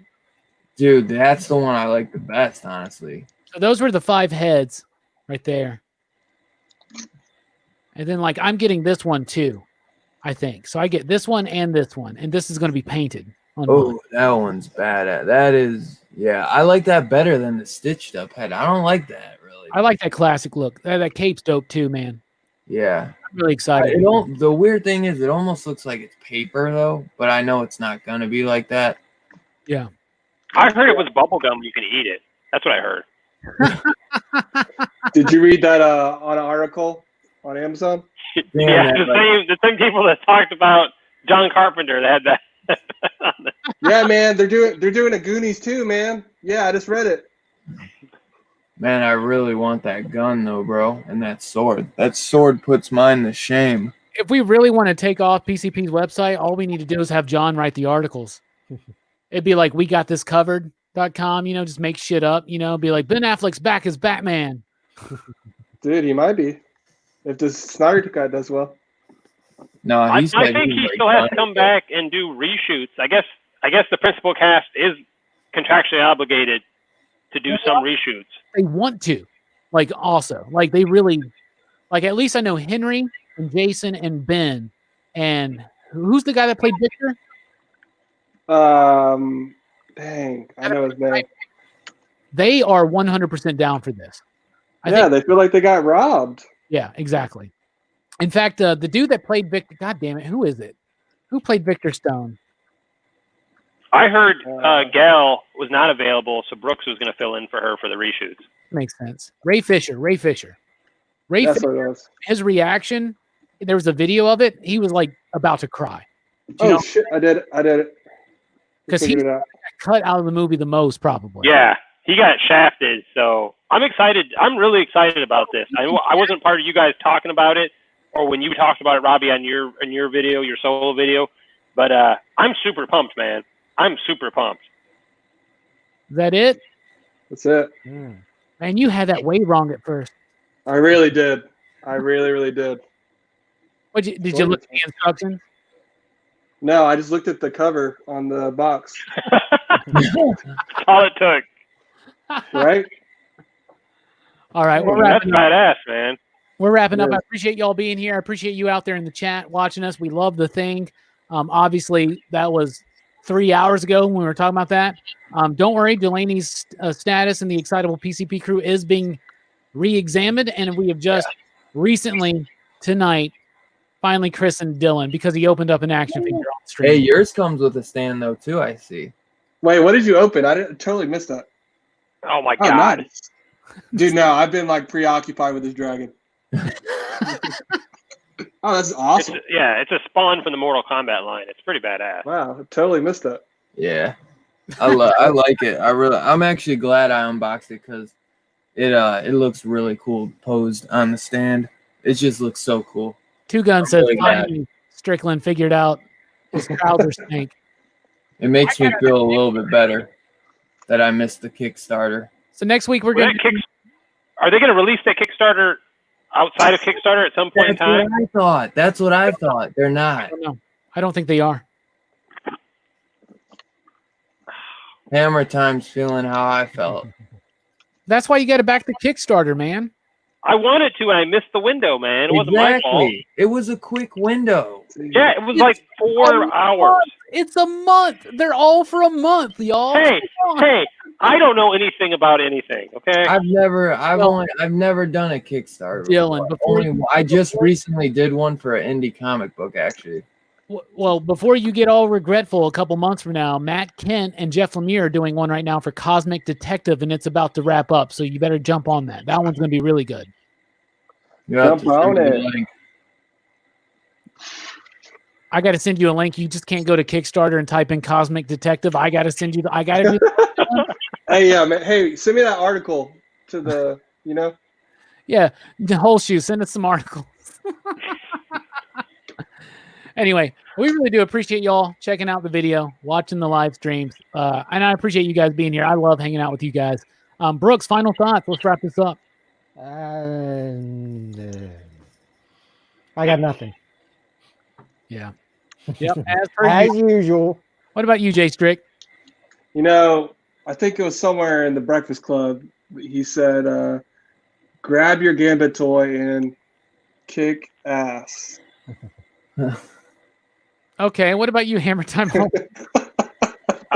If you haven't watched The Thing, watch The Thing. The Thing is amazing. And the prequel is actually pretty damn good. Watch the prequel. The prequel is enjoyable. I really didn't want to watch it. I thought it was a remake. I was totally against it. I was loud and vocal. Fuck this movie, blah, blah, blah. I finally gave in and watched it. First off, it's a prequel. Secondly, it's pretty good. I wish they used practical effects, and it's never going to be as good as the original Thing. But it was a decent movie, and so don't hate on it. Give it a chance. Yeah, I do like it. I mean, it could have practical effects, but here's the thing: are practical effects more expensive than CG? I think they are. That's what they say. Yeah, I think they are. It's surprising to me because true artistry. I mean, I'm not saying that CG is not artistry because it is, but I guess you take out the materials. You're just basically paying for time on CG, right? It's true magicianry. Dylan, practical. I appreciate you being here. So give us your final thoughts.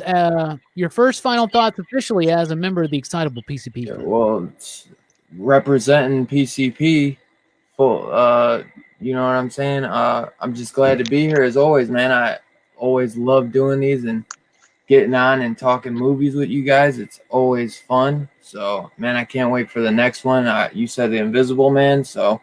And then I can't wait for whatever we do after that because, like I said, I'm always down to do these with you guys. And I love doing the horror ones because, that's what, I love comic books and everything, but I have just such a huge passion for horror. And I never had anybody really to ever talk to about with the horror, so it's cool to have somebody finally to kind of go crazy with about all this stuff that I loved growing up. Yeah, we're horror nuts here. We really are. 100%. I know. Me and Robbie, our first, we did streams 3 weeks in a row, every Saturday, and for 3 hours in a row. That's all we talked about was horror. Yeah. Super fun. You're addicted to that Karate Kick action, aren't you? Because it's dope. I swear to God, don't do it too much, Strickland, because it will get stuck in the up position. Will it not, Brooks? Yeah. Low key, I take back everything I said about this figure. This is awesome. Dope. I got that figure. It's great. Now you got to get the Banshee with the whistle and the Forge. The Forge is the best because he's got the quick draw action. All right, my final thoughts. Thank you for joining us. We love it. Thank you, Dylan, Brooks, Jay Strick, Hammertime, Holshoe, even Jelani. Even though he gave Thing 4.5, which kind of pisses me off. But it's okay.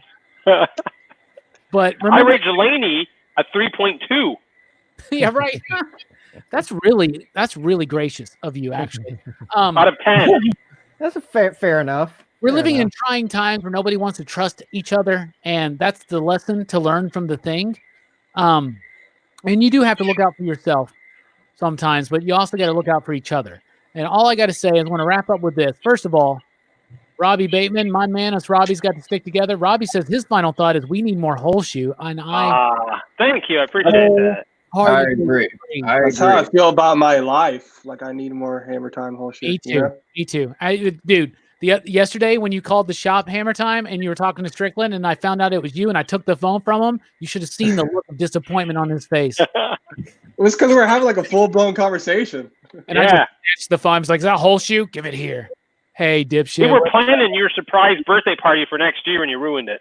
Oh, yeah? You Really? idiot. It's going to be at Dave & Buster's, you idiot. Yeah. Fuck yeah. All right, but my final thought is a quote from The Thing. A quote. Not a quote, but a quote from The Thing. Koala? Yeah. And this is very true about life. I don't know what the hell's in here, but it's weird and pissed off, whatever it is. Y'all have a good one. Thanks for rocking with us. We're out. PCP. Bye. Touch me and be ready to go.